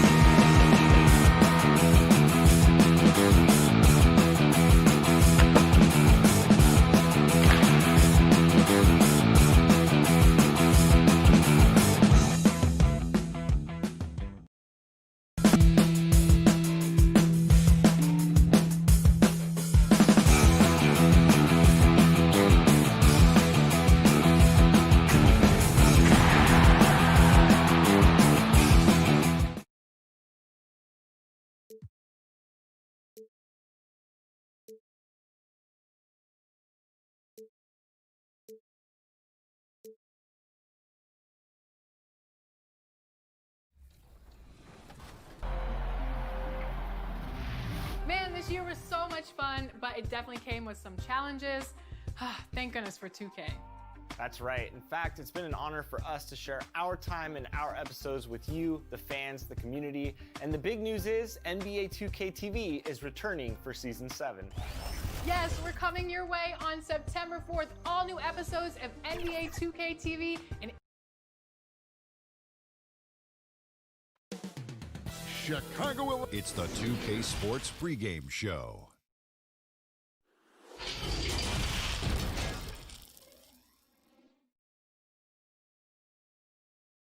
Welcome, everyone, to NBA basketball. As we get a break in the action now, let's take a look at the East and how the teams are stacking up. We'll look at Chicago. It's been a rough season for them. The good news is the lottery is only a couple months away. And checking out Cleveland, sitting there 4 spots below. And looking at Chicago, they've got to make some changes at the end of the season. Whoa, hammering it in! An explosive, high-level athlete. You see why Zach has won multiple dunk contests. Sexton, Markkanen pulls it in. Last game for the Cavaliers, it was a loss to the Bulls. Looking at the Bulls roster, there is a lot to like. They have a great collection of talent, and their core players are all very young and improving. A little artistry in the painted area, converting against the size. Proving once again that when you attack with confidence, good things tend to happen. There's the pass to White. Here's Porter. Markkanen trying to break loose. Porter, no luck. And Steve, for the Bulls fans, their hopes lie in their young core. Totally agreed. The Bulls should focus on developing that core. Have a good blend with LaVine, Markkanen, and Carter. They just need to keep their eye on the prize. Not the efficient start they were hoping for. Only 1 for 4 from the field. Sexton kicks to Osman. Hits it from three-point range. Sexton has to just keep developing his court awareness. You want to see more passing from him. Pass to White. Porter outside. And again, no good by Chicago. And they're 1 of 5 to start this game. Just really haven't gotten into a flow offensively. And it's Drummond missing, and that's a foul called on Colin Sexton. That is his first foul of the game. For Chicago, they've gone just 1 for 5 from the field to start the quarter. Down low. Here's Carter. Banked in off the glass. Wendell did this against high-level college competition. Consistently showcased the ability to score with efficiency. Garland with the bucket. Just setting the tone with an aggressive move to the rack. And where's the help defensively? No excuse. You have to be aware. He should be on your radar all the time. White dishes to Porter. Pulls from the top of the key. And no good. So Cleveland will take it the other way. Victory eluded them last time in Chicago when they faced the Bulls. Yeah, and looking back at their last game against this club, they were badly out-rebounded. Steve, we've heard Commissioner Adam Silver broach the idea of a mid-season tournament. How that would be structured, I don't know. Do you think that could possibly work? No, I think it's a possibility, Kevin. One, I think you definitely have to have the season shortened to 75 games, 68 games. I think you have to do it on the back end of the All-Star break because we know so much as far as the calendar. When can you fit this in? Maybe 3 or 4 days after the All-Star game during that week. Expand that time off of maybe 3 or 4 days. It's possible. Chandler Hutchison, he's checked in for the Bulls. Here's Garland. He's playing a pretty big role for him at the offensive end, averaging about 12.5 points a game. And LaVine with the slam. The height to see over the defense and the unselfishness. Terrific pass by Markkanen. Windler, the pass to Garland. Fires the 3. The offensive rebound. Bulls trail by 5. LaVine kicks to Markkanen. Here's Hutchison. He's guarded by Love. Passes to White. Shoots it. Porter pulls it in. The Cavaliers have gone 5 of 9 from the field here in the first. From deep three-point range, Windler's shot is off. And so it's Carter who brings the ball up for the Bulls. Last game. Oh, did you see that? So smooth in the air. It's like Zach LaVine floats up, then drops the hammer. Stolen by Markkanen. Pass to Hutchison. There's the three. With the putback. And Markkanen on the follow. Oh, a nice tip in to salvage the points from that missed shot. And those second chance points can add up. He muscles it in through the contact, and they call the foul. And he's on his way to the free throw line. And they're passing the ball very crisply here. So Chicago ends up going with the new group. And Cleveland with a change here, too. Nance is checked in. Free throw, no good for Drummond. Andre Drummond's game has to improve at the free throw line if he wants to be a go-to player. Well, we've seen that movie a few times, haven't we? An easy bucket in the paint. Cavaliers leading. Garland dishes to Drummond. Garland the pass to Porter. Some nice passing by Cleveland here. And it's blocked.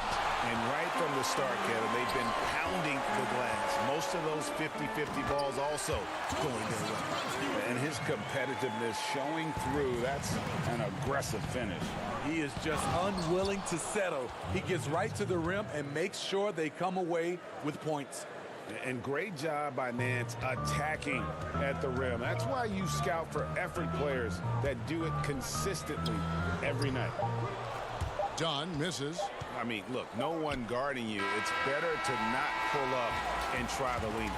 At the end of one, both teams putting up some points. Cavaliers ahead. They lead by 1. And we'll be back in just a moment with the start of the second quarter. And we return to the second quarter, and Noche Latina specialized jerseys on display. Welcome back, everyone. And from what we've seen from the Cavaliers, what do you guys see? Throughout the first quarter, they did a great job of just running the offense. Credit the game plan coming in. They've identified the right matchups, and the execution is there. We've got Valentine. Dunn is out there with Thomas Satoransky. And it's Young, and it's Cornette in at center. That's the Bulls 5 as we get into the second quarter. Here's Windler. Nothing yet on the scoreboard for him. Good work there as it goes. When the defense is non-existent like they were there, it's pretty easy to score like he did. Here's Satoransky. And Young kicks to Satoransky. Here's Cornette. He's covered by Thompson. Cornette can't get it to go. Knocked away. The Cavaliers leading by 3. Garland the pass to Nance. 2 free throws coming up, and they call the shooting foul. And let's check out a breakdown. Looking at some stats for Sexton. And guys, how about the surge of offense he's experiencing right now? These last 5 games, he's been a machine at the offensive end. A different score than he had been earlier in the season. We'll find out if he can keep it going here tonight. Bulls making a switch here. Harrison's checked in. Eddie Osman, he's checked in for Cleveland. Colin Sexton comes in for Garland. Oh, just solid on the one-handed slam. And guys, when it's a tight ball game like this, he's the guy they want with the ball. A shot by Thompson, and no one's around. The basket good off the assist from Sexton. Sexton's got 3 assists tonight. Selected with the 8th pick back in the 2018 draft, Colin Sexton, the main reward for the Cavs after the Kyrie Irving trade. Sexton wearing the same number 2 jersey as Irving. Doesn't feel the need to measure up to expectations created by Kyrie. Cavs fans, though, hope he does. And it's out of bounds. The Cavaliers able to retain possession here. And here in the second, 2 minutes gone by. Back to Osman. Now, here's Sexton. He's guarded closely. 4 on the clock. Here's Thompson. Bank shot. No good. Bulls trail by 4. Harrison passes to Young. Yep, it counts. Young's got his first 2 points. and it's coming easy for them right now. 5 baskets in a row in the paint. And that one's good. Osman. Looking to make plays for others. We've seen this from him all night. There's been an emphasis on ball movement, and he's been a major catalyst. While we have a moment here, let's see which teams have scored the most second chance points since the All-Star break. Number 5, the Bulls.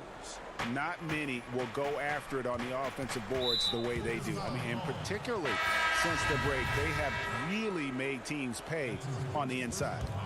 So Chicago going with an almost entirely new group here. Markkanen, he's checked in for Luke Cornett. Chandler Hutchison comes in for Thaddeus Young. LaVine's checked in for Valentine. And it's White in for Satoransky. And a switch here also for Cleveland. Love's checked in. 2 open that time. Made it look too easy. White's got his first bucket of the night. For Cleveland, they've gone 4 of 6 from the field here in the second. They double-team Love to the paint. Porter passes to Thompson. And that one hits back iron. Chicago trailing here. Kick out to LaVine. Over Sexton. And it's LaVine that time on the assist by Markkanen. 8 points for Zach LaVine. Great elevation, beautiful release point. The only person who can really stop LaVine's jumper is himself. Nice shot by Thompson. Beautiful ball movement. Draw and kick. The defense can't catch up. Here's LaVine. Cavaliers with the rebound. And you can see the defenders afraid to kind of get in his way a lot of times when he's on his way to the basket. But on that one, they were there.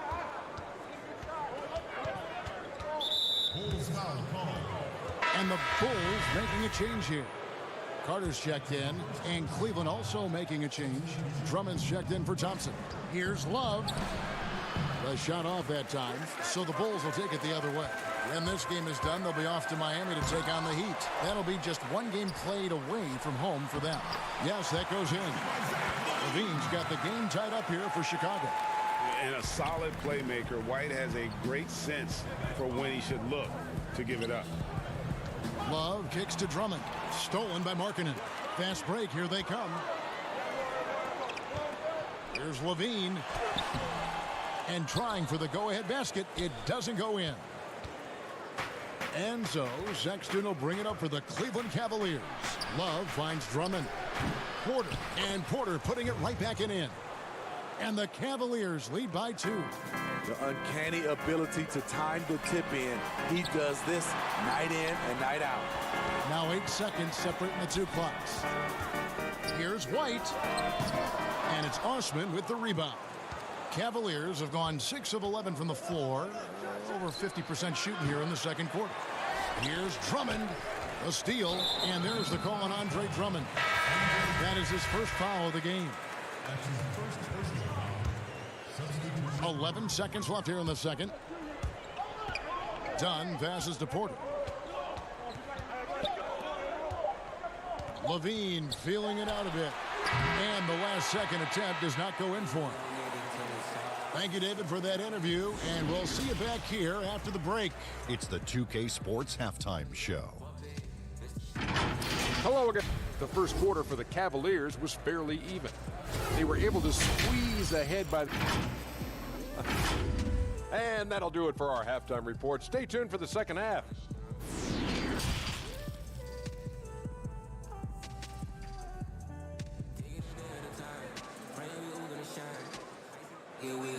And in that first half, we saw a pretty tight battle. We'll soon find out what sort of adjustments were discussed during the half. You look at Zach LaVine, he's really been playing well. Well, we'll find out if they were able to find an answer for him over the break. He was scoring with ease in that first half. I think both sides probably adjusted a few things. The key for him is to bring the same level of energy over these last 2 quarters. So on the floor for Cleveland, Garland and Sexton man the backcourt. Ashman and Love are the forward. And it's Drummond in at the center position. And that one goes out of bounds. Nice touch by Porter.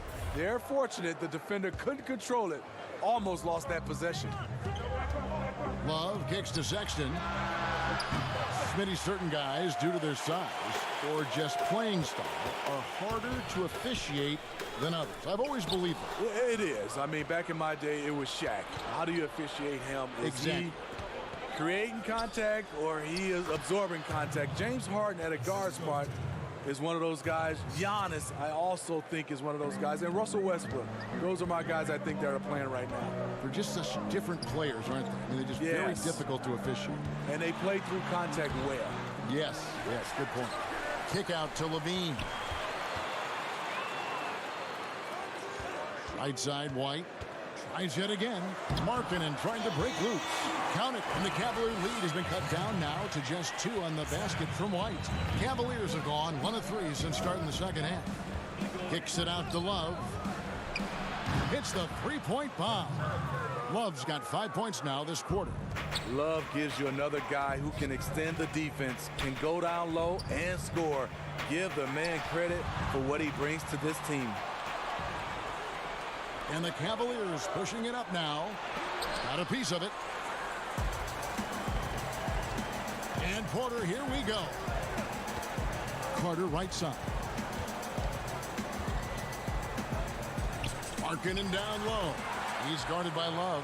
Anytime you can set up Markkanen off the catch, you have a good chance of coming away with points. Markkanen on the double team. And it's Love missing. Bulls trail by 3.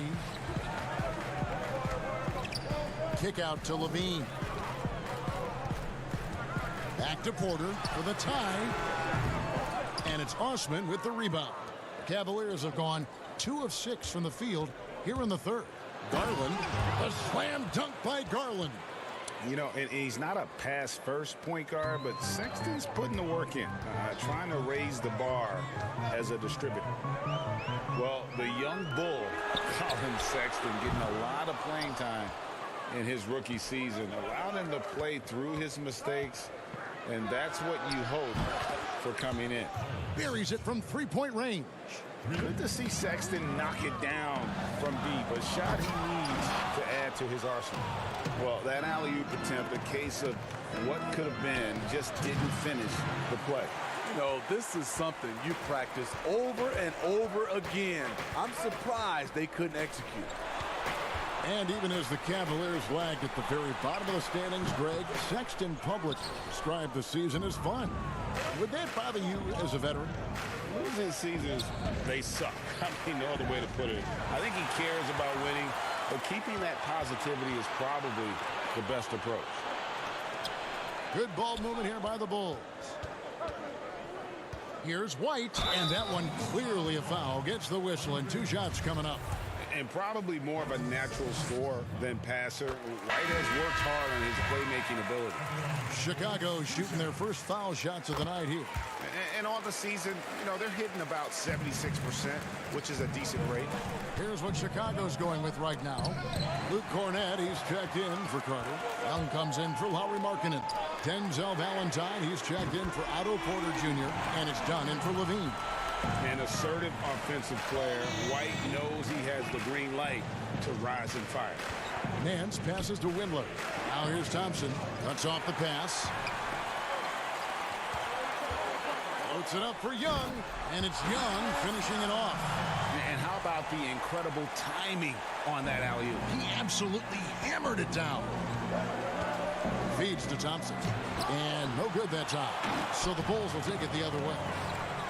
Always going up for the alley-oop here, and it's slammed in by Young. What I like is when Chris Dunn keeps his poise, keeps his eyes up, good things happen. Porter passes to Thompson. He trains the quick shot. Thompson's got 6. Third quarter here, and 5 lead changes so far. And guys, neither team has been able to pull away. Trying to go for an alley-oop, but excellent defense and anticipation there to stop it. Porter dishes to Nance, and he gets it to go. Yeah, this league is in good shape when you talk about guys like Nance, the consummate role player, does everything that's asked of him. Some changes for Chicago. Chandler Hutchison comes in for Valentine. And Satoransky subbed in for White. 26 seconds left in the third quarter. To the left side wing. Here's Hutchison. And he finishes it off with a one-handed jam. Go into the rack with energy. And the D afraid to cut him off. Yeah, got to chalk that one up to some shaky defending.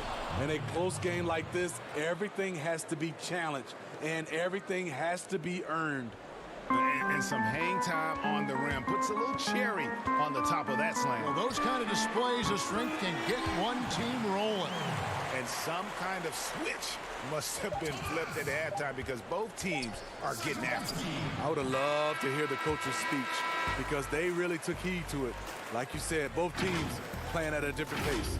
And at the close of the third quarter, still a close game and both teams putting up points in a hurry. Cavaliers lead by 1. And coming up as soon as we return from break, the fourth quarter gets underway.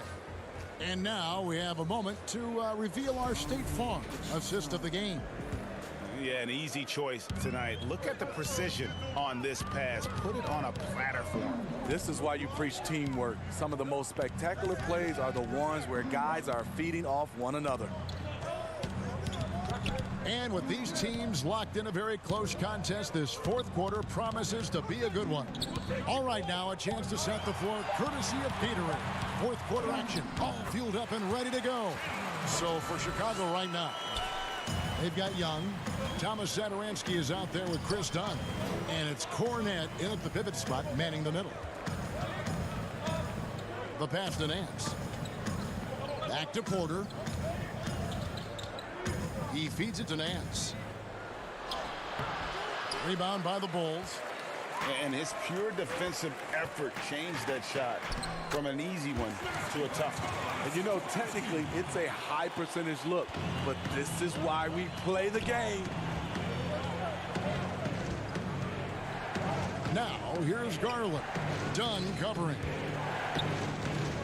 Here's Nance. It's hauled in by Cornette. Goes up again. Whistle blows. Bucket is good. And he'll have a chance at the line to make it a three-point play. The toughness of Thompson powering up for the score, plus a chance to add to his total at the line. Catching up on the changes for Chicago. Wendell Carter, he's checked in for Luke Cornette. Lauri Markkanen comes in for Young. Otto Porter Jr., he's checked in for Chandler Hutchison. And it's Shaquille Harrison in for Chris Dunn. Here's Harrison. Laid in with a nice touch off the glass. And the Bulls lead by 2. And with their hot shooting here in the second half, their field goal percentage over 50% now for the game. And this is where Thompson likes to get his touches, right at the basket. Here's Markkanen. Crafty move. Back to Satoransky. Out of bounds, Cleveland takes possession. And here's what the Cleveland Cavaliers schedule looks like. On Friday, they're off to Charlotte to face off with the Hornets. Then on Saturday, they'll continue the road trip, heading out to Atlanta to take on the Hawks. And for their matchup with the Magic, they'll need to be at their best for this contest. Anything short of excellence, and they'll be in for a rough ride. Zach LaVine's checked in for Shaquille Harrison. Carter right side. Outside, LaVine. Pass to Markkanen. And stolen by Drummond. Here's Osman. He's guarded by Markkanen. Garland with the bucket. Great timing. That can be the difference between an assist and a turnover. For 3, LaVine. Chicago now working with the new shot clock. Low percentage shot from long range. Terrible decision, especially when you still have a chance to win this. Back to Sexton. Drummond working against Carter. And he gets the whistle. 2 free throws coming up. It's going to go on Otto Porter Jr. Fouling Drummond when he gets the ball in close, understandable strategy, given his troubles at the line. White, he's checked in for Satoransky, and he's good on the second. Bulls trail by 5. 2 minutes. LaVine wide open. And no good. The dry spell continuing for him. Cavaliers have gone 4 of 7 from the field since the beginning of the fourth. Sexton finds Love. It's up a 3. Connects from three-point range. Osman's got the lead up to 8 now for the Cavs. Chicago has gotten off to an 0 for 2 start from downtown here in the fourth quarter. For 3, LaVine trains the three-pointer. The coaching staff needs Zach LaVine to perform at his best when it matters, and he did it. And Zach LaVine gets the whistle that time. That is his first foul of the game. 1:31 left in the fourth quarter. Here's Love, and he drops in the layup off the glass. And the Cavaliers lead by 7. Pinpoint accuracy near the rim, something Kevin Love has had for a very long time. Unforced errors. These are the kinds of things that break momentum. Passes it to Garland. Cleveland moving the ball around. And foul on the shot. He'll shoot. And so the coach's challenge here comes into play. The coach protesting the personal foul call. And I think when it comes to some of the more difficult calls to make, personal fouls can be tough. The action is so fast that it's really tough to catch everything in real time. The wonders of technology, Greg. We've seen replay reviews so effectively, and involving the coaches by being able now to challenge like this is something a lot of people have been hoping for. And the announcement on the review is that the foul was called in error. So they have determined, Greg, to overrule the original call. And guys, this is what it's all about, getting the call right. And I think in this case, the video review showed that while it was a tough call to make on the floor, they got it right with the review. Here's Osman, and he finishes nicely on the layup. That's the pass you want, orchestrating the offense, creating for others. This has reached desperation time for them. For them to have a chance, everything has to go right on both ends from this point on. If you want to know what Zach LaVine is made of, you just found out. Pass to Sexton. Love at the elbow. Now the pass to Osman. He kicks it to Sexton. Out to the wing. Just 5 to shoot. Love in the post. Markkanen on him. And 2 shots coming up at the line as he gets fouled on the shot. And there's the call. Chicago the foul. The defender out of position to contest there. Good read by Love. So he goes 2 for 2 at the line. And it's a 5-point game. Nice job extending the lead and making this a 2-possession game now. Pass to White. Shoots the 3. Cavaliers with the rebound.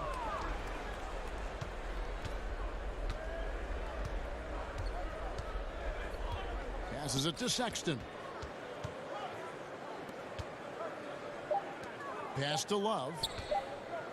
And it's out of bounds. The Cavaliers able to retain possession here.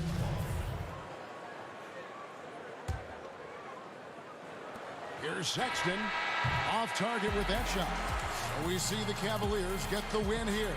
This was a hard-fought, well-earned victory for them, Greg. They really had to work for this win. That's a good point. I mean, we could...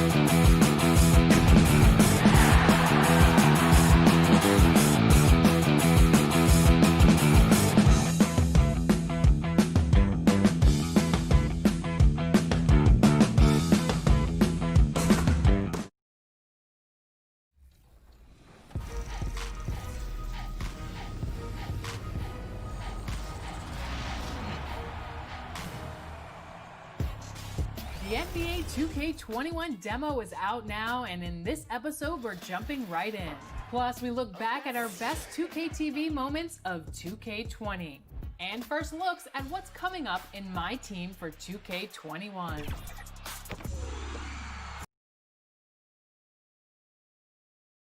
Confident and ready for action, the Bulls as they head into the locker room. It's now to take a look at the steal numbers over the last couple months, the scope of that for Young. Defensively, he's really stepped it up over the past few months. You can see the jump in his steal numbers, and it hasn't been by accident. He's put in a ton of effort at the defensive end, and boy, is it paying off. Now the starting group for Orlando. Augustine and Fournier are the backcourt tandem. At the 4 and the 5, we have Gordon and Vucevic. And it's Ennis in at the 3 spot. And for Chicago, Porter and Markkanen, the duo at forward. White and LaVine team up in the backcourt. And it's Carter in at the 5, roaming the paint. And with the playoffs ahead, some have argued for a play-in tournament, Clark, to determine the 6 through 10 seed. What do you think of that? An interesting concept. In theory, it certainly might allow for more teams to be engaged down the stretch. You know, with Adam Silver, he's very much interested in seeing how to make the game better in every way. So there are no sacred cows. Just because it's been done one way before doesn't mean that he's not looking at ways to change it for improvement. And keep that fan base really interested. Yeah, that's a big part of what's made the league as successful as it has been worldwide. And it's Otto Porter with the foul. That is his first foul of the game. Ross against LaVine. Ross passes to Fultz. Clock at 6. The pass to Bamba. Orlando needs to get off a shot. Gets the three-pointer to fall.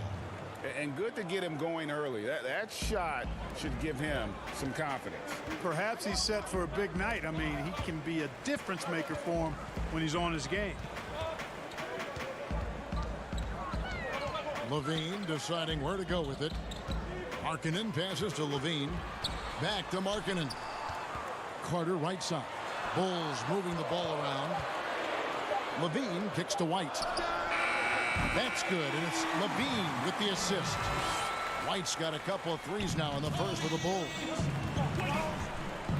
To the inside, and slam dunk by Clark. Kevin, for a young player, I like the way Fultz sees the floor. He knows and feels when a guy is open. And the foul called on Terrence Ross. That's his first foul. The first quarter of action, 2 minutes in. White left side, trying to get open as Carter, and he drops it in from the low post. White's got his third basket of the night. Red hot so far, 4 for 4. Cooking with gas, couldn't draw it up any better. Fultz with the ball. White on him.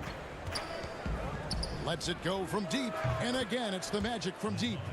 Well, long range from Bamba, really? Come on now. He's a new age center. A lot of these guys at 7 feet tall can shoot the 3, and he's one of them. And you talk about the best defensive head coaches in the league. Steve Clifford has to be on that short list. I would agree with you, partner. I mean, his teams play hard, they play smart, they play with discipline, and that usually is a reflection of the coach, and a good one. Here's a 1-2, guarded by Porter. And here is Bamba. He feeds it to Clark. Stolen by Markkanen. And here's the fast break. Porter leading the way. No good. Shot missing. The Magic go the other way with it. Their last encounter was in Orlando.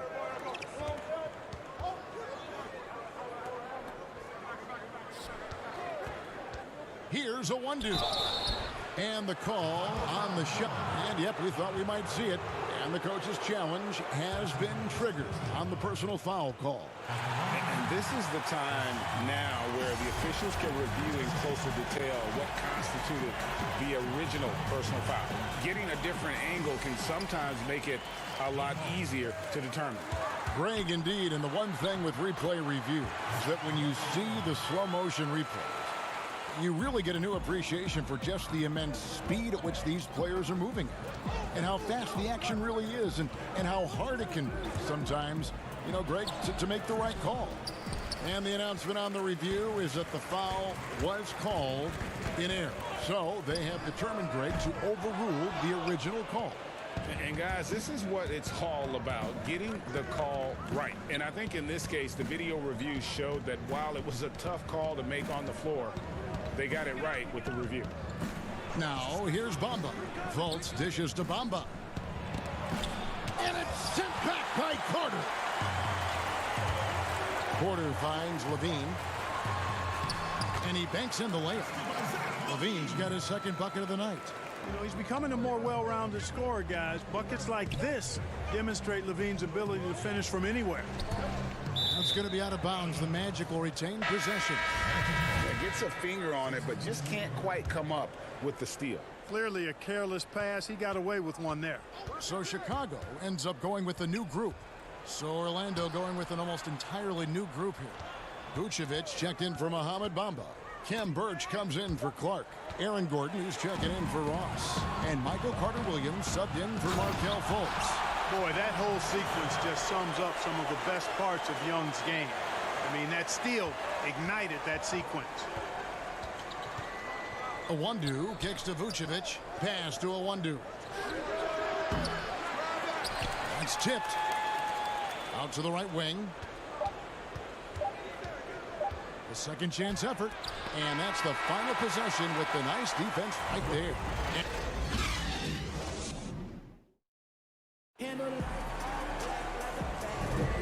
Welcome back to Noche Latina, celebrating the Latin culture and their love for the game of basketball. It just keeps growing. And taking a look at Chicago's performance here, guys, what have they been doing or not doing? Impressive start.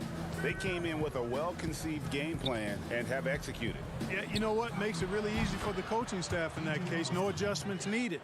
Just keep on keeping on. This is how the floor looks for the Magic starting the second. Fournier and Gordon on the wing. And it's Vucevic. Then there's DJ Augustine. And it's Birch in at the power forward. Those are chances almost always you can rely on him to get you 2 points, but the D just enough to keep him out of rhythm. Now here is Augustine. He's coming off a 16-point game against Chicago. In transition, here come the Bulls. And here's the fast break. He lobs up the alley-oop pass, and it's out of bounds. Last touch by Dunn. And a chance now to look at the schedule for Chicago. On Saturday, they'll tip off a road trip in Miami where they'll take on the Heat. Then on Sunday, they'll be matching up against Gordon Hayward and the Boston Celtics. And if I'm this team, I'm looking at this as a barometer to see how we stack up against some of the top teams in the league. They'll have to be at their best, but if they come out of this with some success, I think it'll build momentum for the rest of the run. Here's Satoransky following the basket by Evan Fournier. Dunn passes to Satoransky. That's in, coming off an assist from Dunn. Well, one thing you like there is the extra pass. Evidence that the game is starting to slow down for Dunn. And there's the whistle. That goes on Chris Dunn. That is his first foul of the game. Chicago making some changes. Valentine comes in for Chandler Hutchison. And it's Shaquille Harrison in for Dunn. Ennis, he's checked in for the Magic. Now, here's Vucevic. It's hauled in by Cornette. Good offense squaring up against better D there. You got to appreciate that stop. And you look out there at the Magic, one of the taller teams in our league. And, you know, that's a philosophical bent for the front office. They want long, athletic players. Draft guys with great length and then develop their strength and skill level. And I actually kind of like that approach. Have a philosophy, stick to it, and be true to it. Augustine against Satoransky. Here's Gordon. One up, one down. 2 points with his first shot this game. And their shots are falling now with more regularity than we saw at first. Well, it was a slow start, but they've gone from simmer to medium heat, and they're bordering on hot to close this gap. Now, here's Satoransky. He gives the team some steady offense, a bit under 10 points a game. The drive by Gordon, and it's good, 2 points. Now just a 3-point Bulls lead. And Gordon is a guy who is going to take advantage of these drives to the basket, just feast on them. He's got a killer mindset. And now Orlando on the break. That's his second shot and his second basket. He's 2 for 2. And that's such good work to make this a one-possession game. Terrific steal to get it all started. Here's Harrison. He's guarded by Fournier. Now here's Valentine. He's still scoreless so far in this one. And that's out of bounds. Chicago will retain possession. Markkanen, he's checked in for the Bulls. White comes in for Satoransky. And a switcher also for Orlando.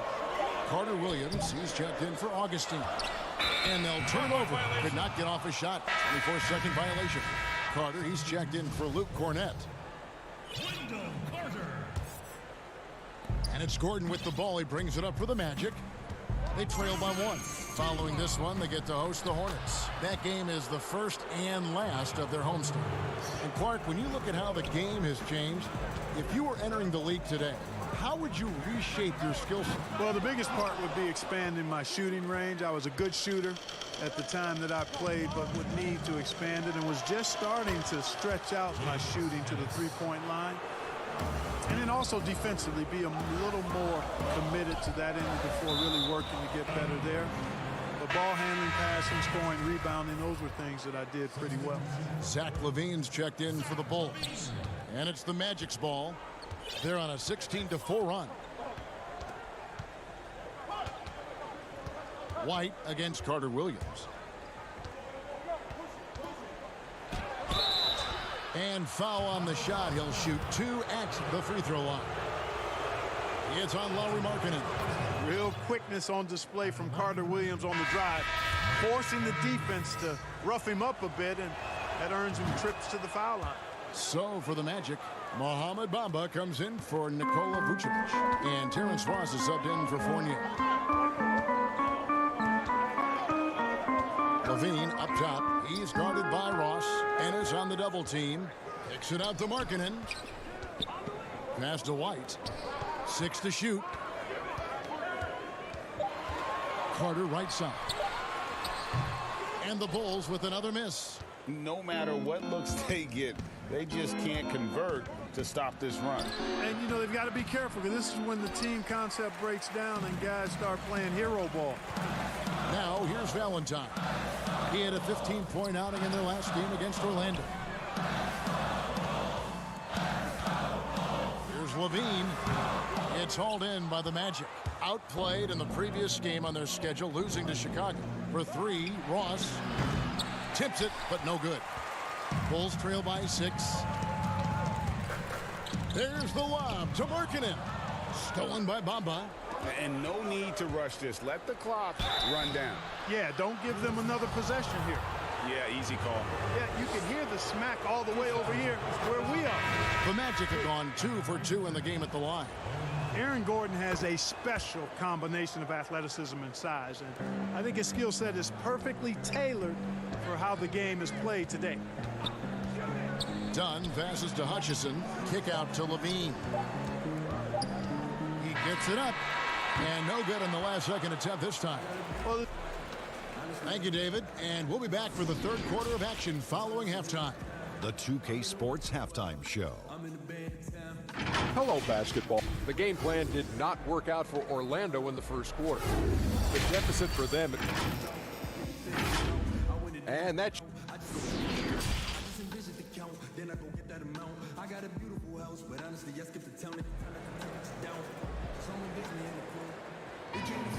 And we've got third quarter of basketball for you. 2 quarters in the books.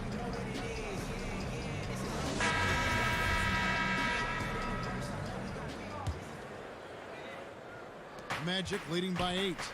Our second half of basketball, and presented by Gatorade. Let's see who's all fueled up and on the floor to start the third. Taking a look at the Bulls. Markkanen and Carter are up front. LaVine at the 2 with Porter at the 3. And it's White in at the 1. Now here's Ennis. Back to Vucevic. Ennis with the ball. 5 to shoot. Here's the 3. Good on the triple. Ennis has got the lead up to 11 now for Orlando. Defensively, there was a lack of aggressiveness, and it really made it easy for him to knock that shot down. Now Porter outside LaVine. Pulls up on the wing. It's stolen by Ennis. Gordon with it. Now defended by Markkanen. Fournier for 3. It's hauled in by the Bulls. Carter's got his 4th rebound in this one. And Nikola Vucevic is going to pick up the foul. That's his first foul. Bulls making a switch here. Young's checked in. And a switcher also for Orlando. Birch is checked in. Outside, White. Back to LaVine. Launches a 3. Birch grabs the board. And the call will be against Thaddeus Young. That is his first foul of the game. So for the Bulls, Luke Cornett, he's checked in for Wendell Carter. Harrison comes in for LaVine, and Satoransky subbed in for White. And a switcher also for Orlando. Owundu's checked in. And I think this is an area where Augustine is deadly, a high percentage mid-range shooter. And Satoransky kicks to Harrison. Down low, here's Young. Oh, and the dunk by Young. And didn't do anything fancy there, but didn't need to. Nope, his only concern right now is getting the points on the board. And I don't mean style points. Hey, I thought there was some style there, guys. What are you guys looking at? I mean, it was still a pretty sweet, flavorful one-hand flush. The kick out to Porter. Takes a 3. The shot, no good. The Magic go the other way with it. Augustine against Satoransky. From 10 feet out, and he can't bank that one in. He's tried to get it going, but the shots simply have not been there. Nothing seems to be falling. Cornett passes to Porter. And it's going to be out of bounds. The Magic will take it. Now that we have a second, take a look at the teams that have scored the most points off turnovers over the last 10 games. Number 1, the Bulls. Just a terrific job over this stretch of forcing turnovers and capitalizing. They'd love to continue that trend. Satoransky against Augustine. And that one drops. Augustine's got 4 points now in the quarter. You know, Augustine is a scoring point guard. He's crafty, but he's highly skilled, and he knows how to put the ball in the hole. Pass to Cornett. And some nice ball movement here by Chicago. They double him with Vucevic. From deep. Birch grabs the board. Birch has got his 6th rebound on the night. Lets it fly from 18. Chicago grabs the miss. When this game is done, they'll be off to Miami to take on the Heat. That will be a getaway game for them, a one-game road trip. And it's Young finishing it off. And you know what? When it comes to alley-oops, few are better at finishing than Thaddeus Young. Augustine looking around. Vucevic up top. High post try. And good. Coming in on the assist by DJ Augustine. Augustine's got his 5th assist in this one. Mark, you look at the defensive metrics for Nikola Vucevic lately, very good. And yet, he's been considered a liability at that end. So, in your opinion, which is it? Yeah, you know, Kevin, I think it's a blend, quite honestly. The analytics say one thing, but in this day and age, the way the game is played, big centers are typically challenged from a mobility standpoint, especially trying to defend fleet-footed perimeter guys in pick-and-roll situations and in space. To Vucevic's credit, he's worked hard at becoming better, trying to be a better rim protector and recognize where he needs to be early on with anticipation. So he's making progress, but it's a blend in my mind. Chicago shooting their 3rd and 4th free throw shots of the night. And as a team, really just middle of the pack in terms of their percentage from the line at about 76. And this year, they haven't quite been able to maintain the free throw percentage they had last season. Now, here's Fultz. Dunn covering. And he's fouled pretty hard on that shot, but he's got the chance to pick up the points at the line. It's on Lauri Markkanen. And, you know, Fultz plays bigger than his size down low, guys. Outstanding at using his body to draw contact. And the number 1 pick in 2017, Markelle Fultz out of Washington, 6'4". Clark, you think he's more of a point guard or a 2? Well, you know, at Washington, Kevin, I thought he showed the ability to score and assist at a high level. Coming out of college, I thought he had a chance to be really dynamic in both areas. Time will tell if that's the case, but I think playing the point could take some of the pressure off of his shot as he regains confidence in that part of his game. Bamba dishes to Ross from past the arc. That one no good. Good if it goes.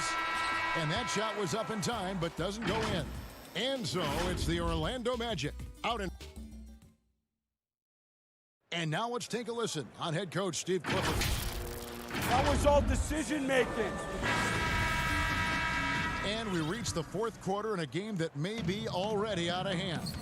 And so in the game for the Magic, at the 4 and the 5, we have Gordon and Vucevic. Michael Carter-Williams is out there with Fultz, and it's Ross in at the 3 spot. You know, when Markkanen's in this deep, he should be dunking it every time. I like to see him use his size like that. No one near Fultz as he lets it go. Kept alive Orlando. Ross passes to Carter-Williams. And contact on the shot, so he'll be shooting free throws here. Hard to fault defenders for falling for the pump fake of Carter-Williams. I mean, he's really good at getting guys in the air. The mid-range jump shot, you've talked about this a lot, is still valuable if you can hit it with consistency. Yeah, and if it's a quality shot, Kevin, I think you should shoot it. Move the defense, move the ball to get a quality shot, and I think one of the very best at knocking down the mid-range jump shot, Kevin Durant clearly. But how about Chris Middleton? Elite mid-range jump shooter, and DeMar DeRozan as well has a strong mid-range. Oh, that was a strong dunk. Yeah, we saw this on display in the slam dunk contest. Gordon has some major bunnies, a creative slam dunk artist. Sensational ball movement there. When you pass the ball like that, good things happen. Fires high post, and he nails the jumper. And the Magic lead by 19. And even with the big lead, he remains focused on the task at hand. Yeah, and you know, that is some shaky and shoddy defensive work. They got to tighten it up. Hutchison passes to Dunn. He kicks it to LaVine. On the wing, LaVine. 6 on the shot clock. Lets the 3 fly. Drills it from outside. And now look here, guys. I mean, LaVine is a tough assignment. Don't make any mistakes about that. He's about 6'5" and has tremendous explosion off the floor. Carter-Williams with the bucket. And despite the size disadvantage, attacking the heart of that defense. You know what, guys, honestly, I didn't think he'd win that battle. I mean, that's a lot of height to give up. LaVine for 3. That's in, coming off an assist from Dunn. Dunn's got his 4th assist with that last one here tonight. Dunn against Carter-Williams. The pass to Ross. Fires the 3. It's hauled in by Dunn. Here's LaVine. Score the basket, his 5th of the game. He's missed 6 shots against those 5 makes. And you like to see since the half now, he's finally starting to come around. Here's Frazier. And again, it's Orlando converting. And, you know, he's going to take that shot every time. The defense has to respect him from the mid-range. Here's LaVine. Fouled on the shot and picks up 2 points. So 1 free throw coming up. And bringing the fight there. LaVine fearless. Creating contact for the potential +1. So for the Bulls, Porter's checked in for Chandler Hutchison, and it's White in for Dunn. So Orlando going with an almost entirely new group here. Vucevic, he's checked in for Mohamed Bamba. Ennis comes in for Terrence Ross. Evan Fournier's checked in for Frazier. And DJ Augustine subbed in for Michael Carter-Williams. Now here's Ennis, guarded by Porter. Poked away. Ennis kicks to Augustine. Shoots the three. Nice D from Porter. And so Markkanen will bring it up for the Bulls.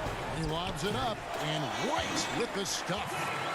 Absolutely the prettiest play in basketball, executed to perfection. I don't think you'd get an argument there. Everybody loves the alley-oop. Unless you're the team getting punched on. That would be the difference. And I like the fact that the defense is looking to protect the rim at all costs. Definitely save the layup with that foul, and he'll make him earn them from the line, and that's what you want to see. And he sinks the second. Bulls trail by 11. Outside, LaVine. Kicks it out to Markkanen. Pass to White. There's 1:17 left in the game. 2 points. That one goes. Yeah, attacking the interior is something White does well. He's crafty, and he makes good adjustments against the defense. Passes to Fournier. From 13, and the basket is good. Guys, I think this is a game they have to feel good about as we wind through the final moments here in what looks to be a solid win for the Magic. This is a game where the defense, steals specifically, generating a lot of opportunities. And it created possessions for them, scoring opportunities, and that effort a big part of what will be a nice victory here tonight. And so taking a look at their season record, this will be win number 31 on the year. And as we get set to put this one to bed, a one-sided season series thus far. They've won 2 straight. Yep, but 2 more to go before the end of the season, and they'll obviously be very confident heading into those 2 games. So a new group on the floor for Orlando. Frazier against Dunn. 27 seconds left in the fourth quarter. Dunn against Frazier. Goes up and lays it nice and easy. And they came in determined to take this one. It's going to be a happy flight home. Yep, to have a stress-free win on the road, very satisfying. The fans are already headed for the exits. Pass to Awundu. Back to Frazier. The 3. No good that time. Here's Satoransky. And so it's Orlando taking this one by a big margin. A solid win on the road for them. This building was dead.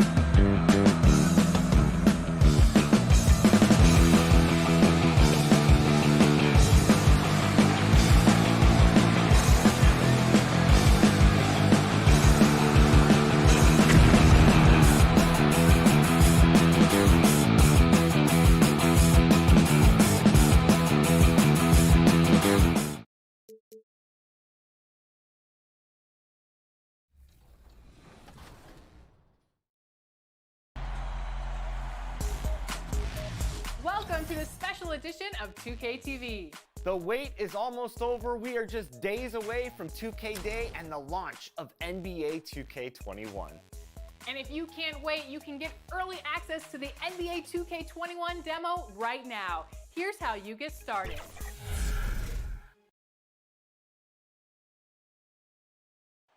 The Chicago River winding its way.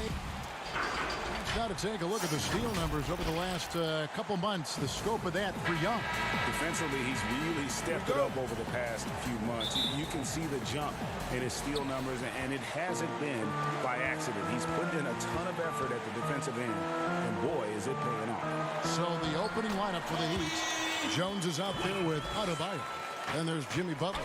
Then it's Robinson, and it's Nunn in at the point. And for Chicago, Porter and Markkanen, the duo at forward. White and LaVine team up in the backcourt. And it's Carter in at the 5, down low. Right side LaVine puts it up from 15. Here's Markkanen.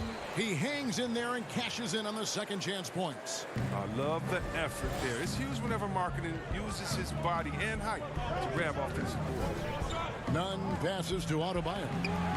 That shot misses. Good work defensively by Carter. And see, Webb, you talk to the Bulls fans, and they are eager. Oh, that was a strong dunk. That's how you go hard. Got to give LaVine some love. Many of the dunks he pulls off are just flat out nasty. For Chicago, they've gone 3 of 4 from the field to start out the game. Butler against Porter. In the corner, it's LaVine. Over Robinson. And an air ball on that one. Way off. Here's White. Up again. Great positioning on the putback. Every time they get scored on during this run, it's come from inside the paint. Nunn passes to Butler. Adebayo with the ball. Pass to Nunn.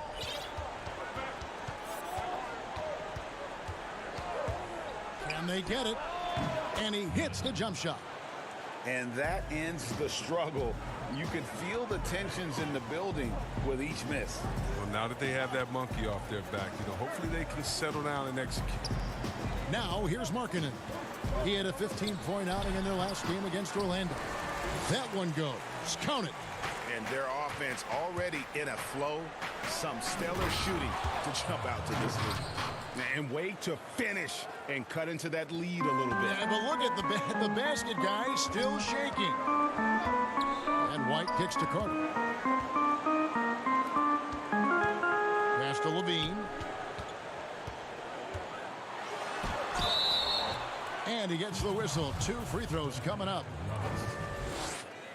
You see Zach LaVine in the Bulls uniform, and it's hard not to think of the trade that sent him here. He was a big part of the deal that sent Jimmy Butler out of Chicago. And with LaVine and the Butler trade, there were a lot of critics at the time. But you know what, Greg? It's worked out for the Bulls. And Kevin, the Bulls took a chance with LaVine, and he's developed into a bright young star. Took another risk giving him a big contract after the injury, but he's come back better and stronger since then. Here is Porter. After the made shot from Goran Dragic, shot clock at 6. Passes it to LaVine. Puts up a 3. And again, no good by Chicago. Not the most productive quarter he'll ever have, but his shot selection's been a little bit dubious. Oh, man, challenging the defense inside with the pass. That's just good ball movement. And Chicago has possession after the made shot from Jay Crowder. Here's the pass to Porter. Now White. Knocks it loose. And it's the Heat on the break. Here's Hero. Guarded by LaVine. And he gets the whistle for the 3-second call. And a moment now to see some numbers for White. He's putting up 13 points a game, 3 rebounds, and 2 assists. Nothing about his numbers really jump out at you, but he'll come up with a timely play or two every game. Yeah, and sometimes that's all they need, especially in tight games. 1 or 2 plays can make all the difference. Now, here's Dunn. Taking a look at his stats, he's averaging around 7.5 points a game. Just 5 on the clock. Yep, that one goes in there. Wow. One area that done much sharp and fast. I mean, he really has to really concentrate on moving the ball. Dragic gets the bucket. And a nice job here early of establishing an inside presence. Dunn looking over the floor. Pass to Hutchison to the right side. Now here's Satoransky. Defense is right there. Hutchison passes to Satoransky. Takes it from 10. Cornet can't get it to go. For a player who's almost a sure thing to score in tight, that one's a stunner. Crowder, and he could not get that one to go. Out of contact, and he'll go to the line for 2. It's on Thaddeus Young. And when he's not shooting threes, Crowder is attacking the paint. That's how he plays the game. Leonard, he's checked in for the Heat. He hits the second from the line. The Bulls leading by 3. Pass to Cornet. Over Olynyk, and oh boy, a lot of contact there. Folks, the coach's challenge has been initiated for a personal foul. Close game like this, and he thought it wasn't a good call. At the line for the Bulls, 2 shots.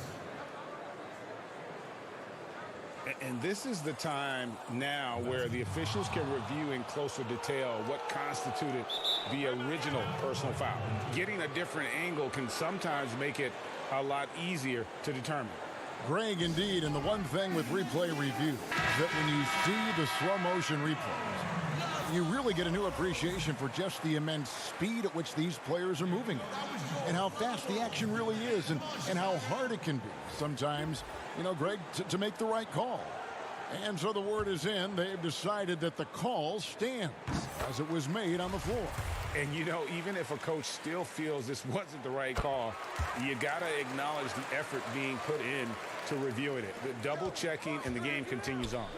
Oh, this is a big fella who has no problems at the foul line. I mean, very smooth touch on the stroke. Floats it up for Young. Hammers the alley-oop through. What unselfishness from the young guard Dunn. He's making more of an effort to distribute the ball. It'll count. No good on the last second attempt there. And so it's Chicago, bringing the quarter to it.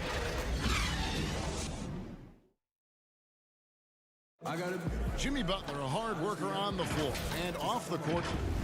I worked extremely hard. A boombox aquarium, huh? Points for originality, Greg. Butler, not shy, breaking from convention, beats to the rhythm of his own drum. And as we return, it's Noche Latina, celebrating the NBA's connection to the Latin American community. And taking a look at Chicago's performance here, guys, what have they been doing or not doing? Well, in that first quarter, they were intent on just pounding the ball down low. Old school approach. I mean, if you have a favorable matchup inside, just keep pounding it in there. All fueled up and ready to go. Let's reset the lineups, courtesy of Gatorade, as the second quarter gets going. On the floor for Miami, they've got Iguodala. Olynyk is out there with Myers Leonard. Then there's Dragic, and it's Silva in at the small forward. Now, here's Dunn. He dishes it to Valentine. The putback, it's good on the putback. Young's got the lead up to 12 now for the Bulls. And folks, he did not luck into that one. He knew just where he wanted to be to grab that backboard. You're not sure what that was about. I mean, talk about a brain cramp. Harrison's checked in for Chris Dunn. Robinson's checked in for the Heat. Here's Iguodala.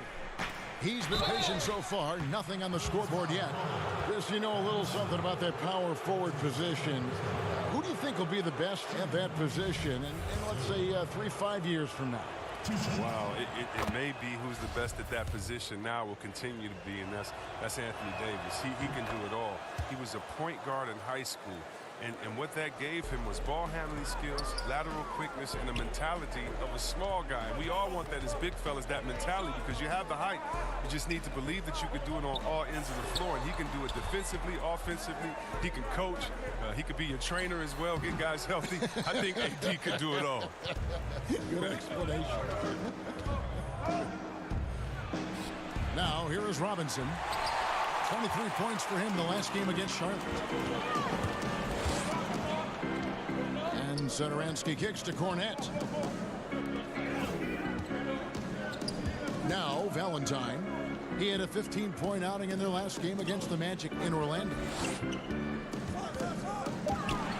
Here's Harrison over Robinson. Shooting foul as the whistle blows. He'll shoot 2 free throws.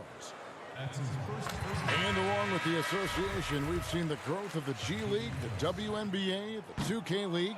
Chris, which of those have you followed the most? Well, first let me say I should have been drafted by the 2K League because I'm really nice. Matter of fact, anybody listening to the sound of my voice, I will beat you in the game that I'm talking on right now. But secondly, I know you will. I love the WNBA. From Lisa Leslie to Cheryl Swoops to my girl Candace Parker. Are you kidding me? The skill set of these ladies, oh, they have game. And I can't say I follow one the most because even the G League and their all-star game I follow. Right now it's a great time for hoops, and all 3 of these leagues I'm in. And White kicks to Harrison. Outside, LaVine. Back to Harrison. Passes it to LaVine. Here's White. To the wing on the left. LaVine against Robinson. Shot from the wing.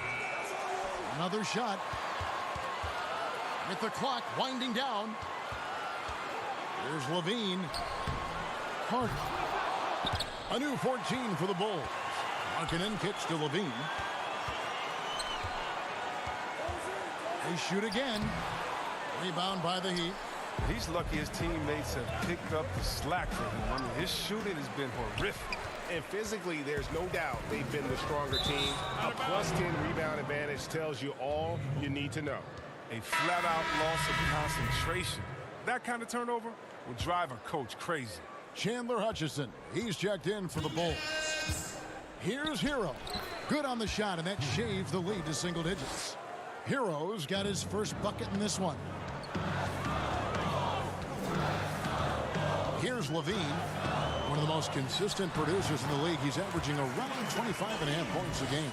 You see the screen and roll plenty in today's game. LaVine, he's so solid at using it to his advantage. Now here's Butler. It's deflected. Stolen by Carter. Out to White. And some nice ball movement here by Chicago. LaVine passes to Hutchison. Back to LaVine. Knocked loose. Butler on the wing. Shoots from the block. The pass to Hero. And that's out of bounds. Miami will retain possession. And he made the right read on that play, but just couldn't secure the steal. And you can tell he feels he should have had it still. The hustle was impressive. Porter's checked in for the Bulls. Dunn comes in for White. And then for Miami, Olynyk comes in for Jones. And it's Dragic in for Butler. They're consistently finding ways to get the ball inside and taking full advantage. Inside, here's Carter.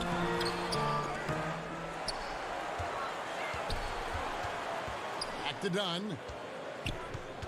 Outside, LaVine. 6 on the shot clock. And another shot. Miami grabs the miss. That is some tough defense there against one of the better finishers in our game. Pass to Adebayo. Can't cash in from close range. That's a shot they're always happy to give, even when he blows the finish. To the paint. And then Carter with the dunk. Oh, with noteworthy length and jumping ability, Carter Jr. can get it going above the rim. Here's Hero. Dunn covering. Fader on the way. The putback can't throw down the putback. And so it's Chicago going into the break with...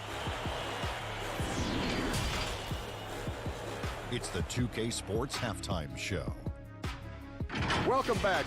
Chicago was looking great right away. They strung together several impressive trips down the... And that's...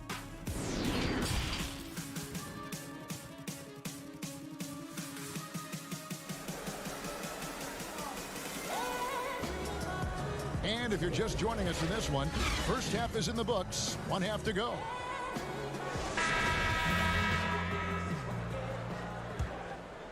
The Heat trail by 10. LaVine at the 2 with Porter at the 3. Markkanen and Carter are up front, and it's White in at the point guard. So that's the 5 in the game for Chicago. Gets it to go. That one good from Adebayo. Good anticipation on the feed. He knows exactly where to go with that ball. And with the lead, I like the strategy here. Continue to get the ball to guys who can do something with it. Oh, I do too, Greg. You have to go to your best scorers. I mean, it's a smart strategy, and so far, it's paying off in this game. Facilitating from the inside. I mean, that can be a valuable asset for any offense. White with it. He's been a reliable scorer for him as he's averaging up over 13 points a game. He moves well without the ball. Carter Jr. positions himself well for catch-and-shoot opportunities. Butler from outside. Markkanen pulls it in. Markkanen's got his 4th rebound with that last one here tonight. Yeah, and with Lauri Markkanen, you know you're going to get shooting from his spot. Great release and has been efficient from range since his rookie year. No one covering. Oh, look, if you're open, Butler will find you. His court awareness, very impressive. LaVine inside the 3-point line. And it's off the back rim, no good. No other way to put it, just a poor shooting performance for him. But luckily, his teammates have picked up the slack. And Chris, with Markkanen, the shooting frees up the rest of his offensive game. Yeah, and he's better than you think at going to the rim. He doesn't blow by anyone, but has the length and the hops on his drives to get a solid look while on the move. Here's what Chicago's going with right now. Luke Cornett, he's checked in for Carter. Young comes in for Lauri Markkanen. Valentine's checked in for Zach LaVine. And Satoransky's subbed in for White. Into the third we go. 2 minutes in now. Ball's knocked loose and stolen by Valentine. Pass to Satoransky, 11 feet away, and that one is off. And it's Leonard with the ball. He'll bring it up for the Heat. 7-point differential. Next step for them, the Knicks coming out here to play. That'll be the first of 2 straight at home. Pretty much all of their buckets coming from inside the paint now. Now, here is Young. Cornett passes to Young, and Young slams it home. Oh, taking it to the rack with power. Hammering down the 2-hand slam. Floats it up for Young. No good there. Yeah, and that was lining up to be a huge alley-oop, but they just couldn't quite connect. Oh, I'm always surprised when it doesn't happen. I'm sure these two will have a good laugh about it later. Chicago making a switch here. Harrison's checked in. Goran Dragic is checked in for Miami. Here's Butler. Kicks it out to Iguodala. From the arc. It's hauled in by Cornett. And hard work on the glass. Once again, guys, they put a lot of effort and focus on the backboard. Oh, what a pass. And then he lays it in with the circus move. So smooth. Here's Dragic. Thaddeus Young picking up that last basket. Here's Leonard. Oh, and the jam by Leonard. And didn't do anything fancy there, but didn't need to. Nope, his only concern right now is getting the points on the board. And I don't mean style points. Now, here's Valentine. Nothing yet on the scoreboard for him. Chris, are there specific types of plays where you feel the whistle gets blown maybe a little too often and a little too early? Well, sometimes for a guard, when he's defending a guard and the pick and roll comes and the fights through that pick, and as a guard, offensive player, I can stop and let you bump into me and shoot the ball. I think the refs they just have to be smart with it. Sometimes it's a foul, but every time it's not, just because of the situation or the flop. And also, you just don't want players to be bailed out when the defender is in a good position. But that's what makes the game so great, is the fact that as an offensive player, you got to try to manipulate and find out where you can sneak yourself in the gray areas of the rules. And as a defensive player, how can you use your skill, your will, and then your IQ not to get caught with your hand in the cookie jar? Catching up on the changes for Chicago. Markkanen, he's checked in for Luke Cornett. Chandler Hutchison comes in for Valentine. And Chris Dunn subbed in for Satoransky. And Adebayo throws it down. Oh, up high and down hard with that one-hander. He got a little extra forceful. You're right with that one. Harrison kicks to Dunn. The feed to Markkanen.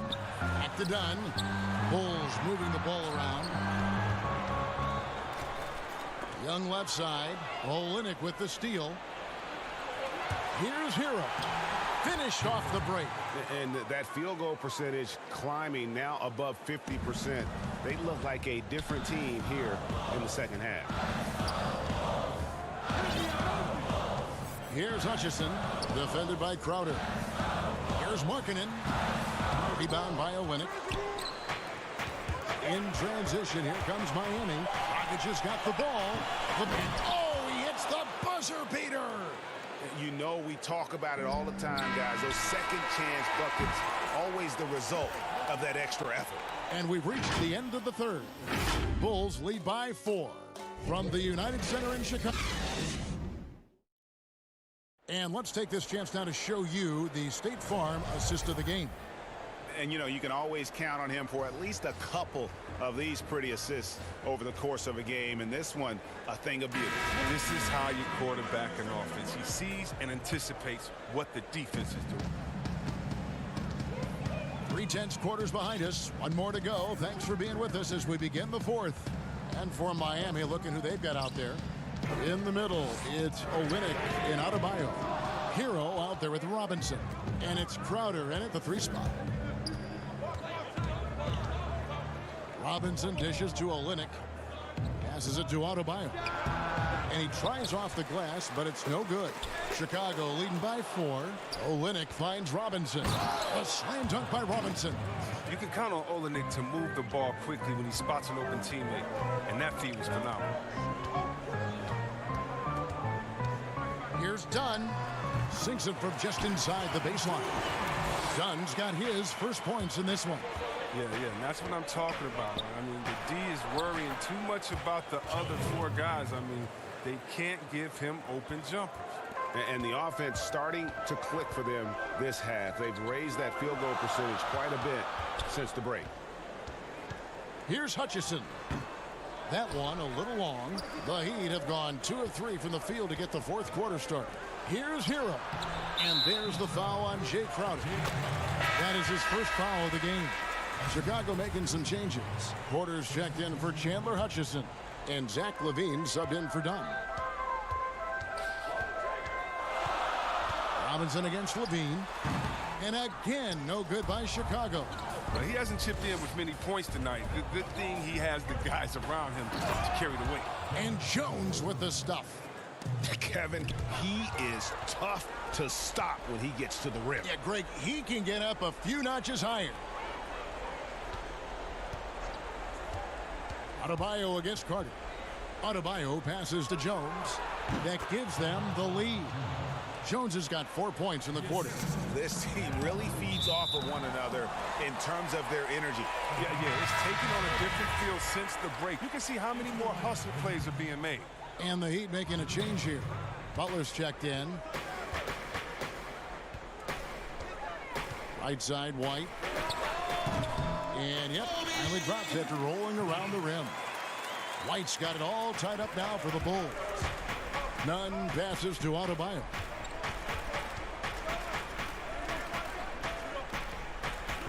Outside Butler.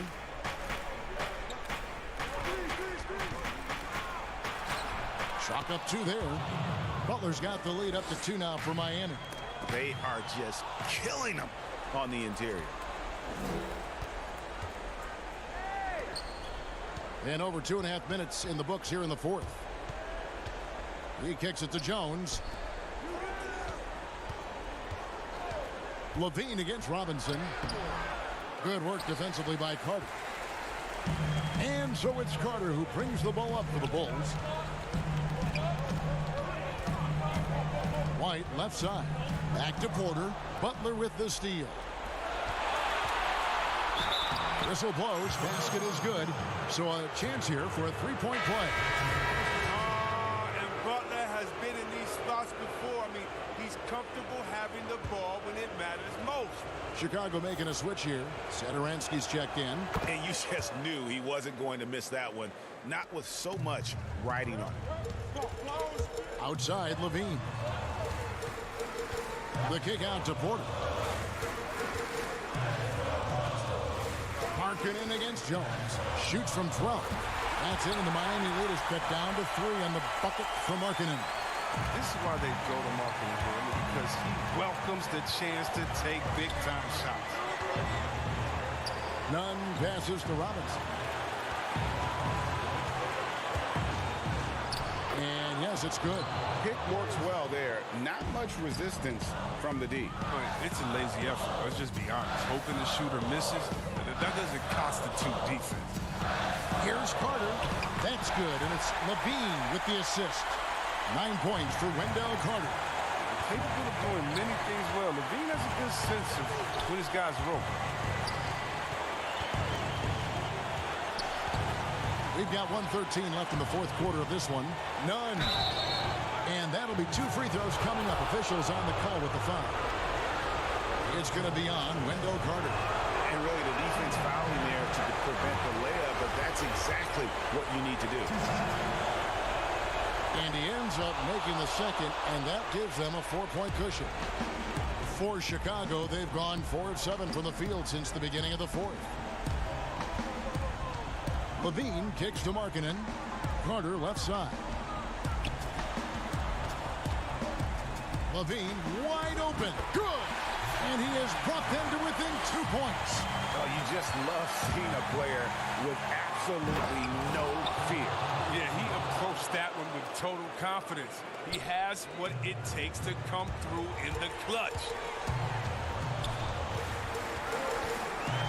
Baseline jumper. And it's Miami with the rebound. Goes up and slam dunk by Butler. Such a tough-minded player. Butler relishes the opportunity to make plays in the clutch. Carter dishes to LaVine. Outside Porter. There's the 3. Again, LaVine missing. Here's Miami now. Adebayo kicks to Robinson. Markkanen pulls it in. Here's LaVine. Money! Oozing with confidence right now. You gotta love seeing LaVine capitalize in the clutch. From deep 3-point range, missed. And so the big win by Miami in a tight game. They seem to relish their role as the bad guy here tonight. You know, Kevin, I sense that as well. I mean, they really did feed off all of that negative energy. All right, David, thank you. And that about wraps it up. For Chris Webber, Greg Anthony, and David Aldridge, this is Kevin Harlan saying thanks.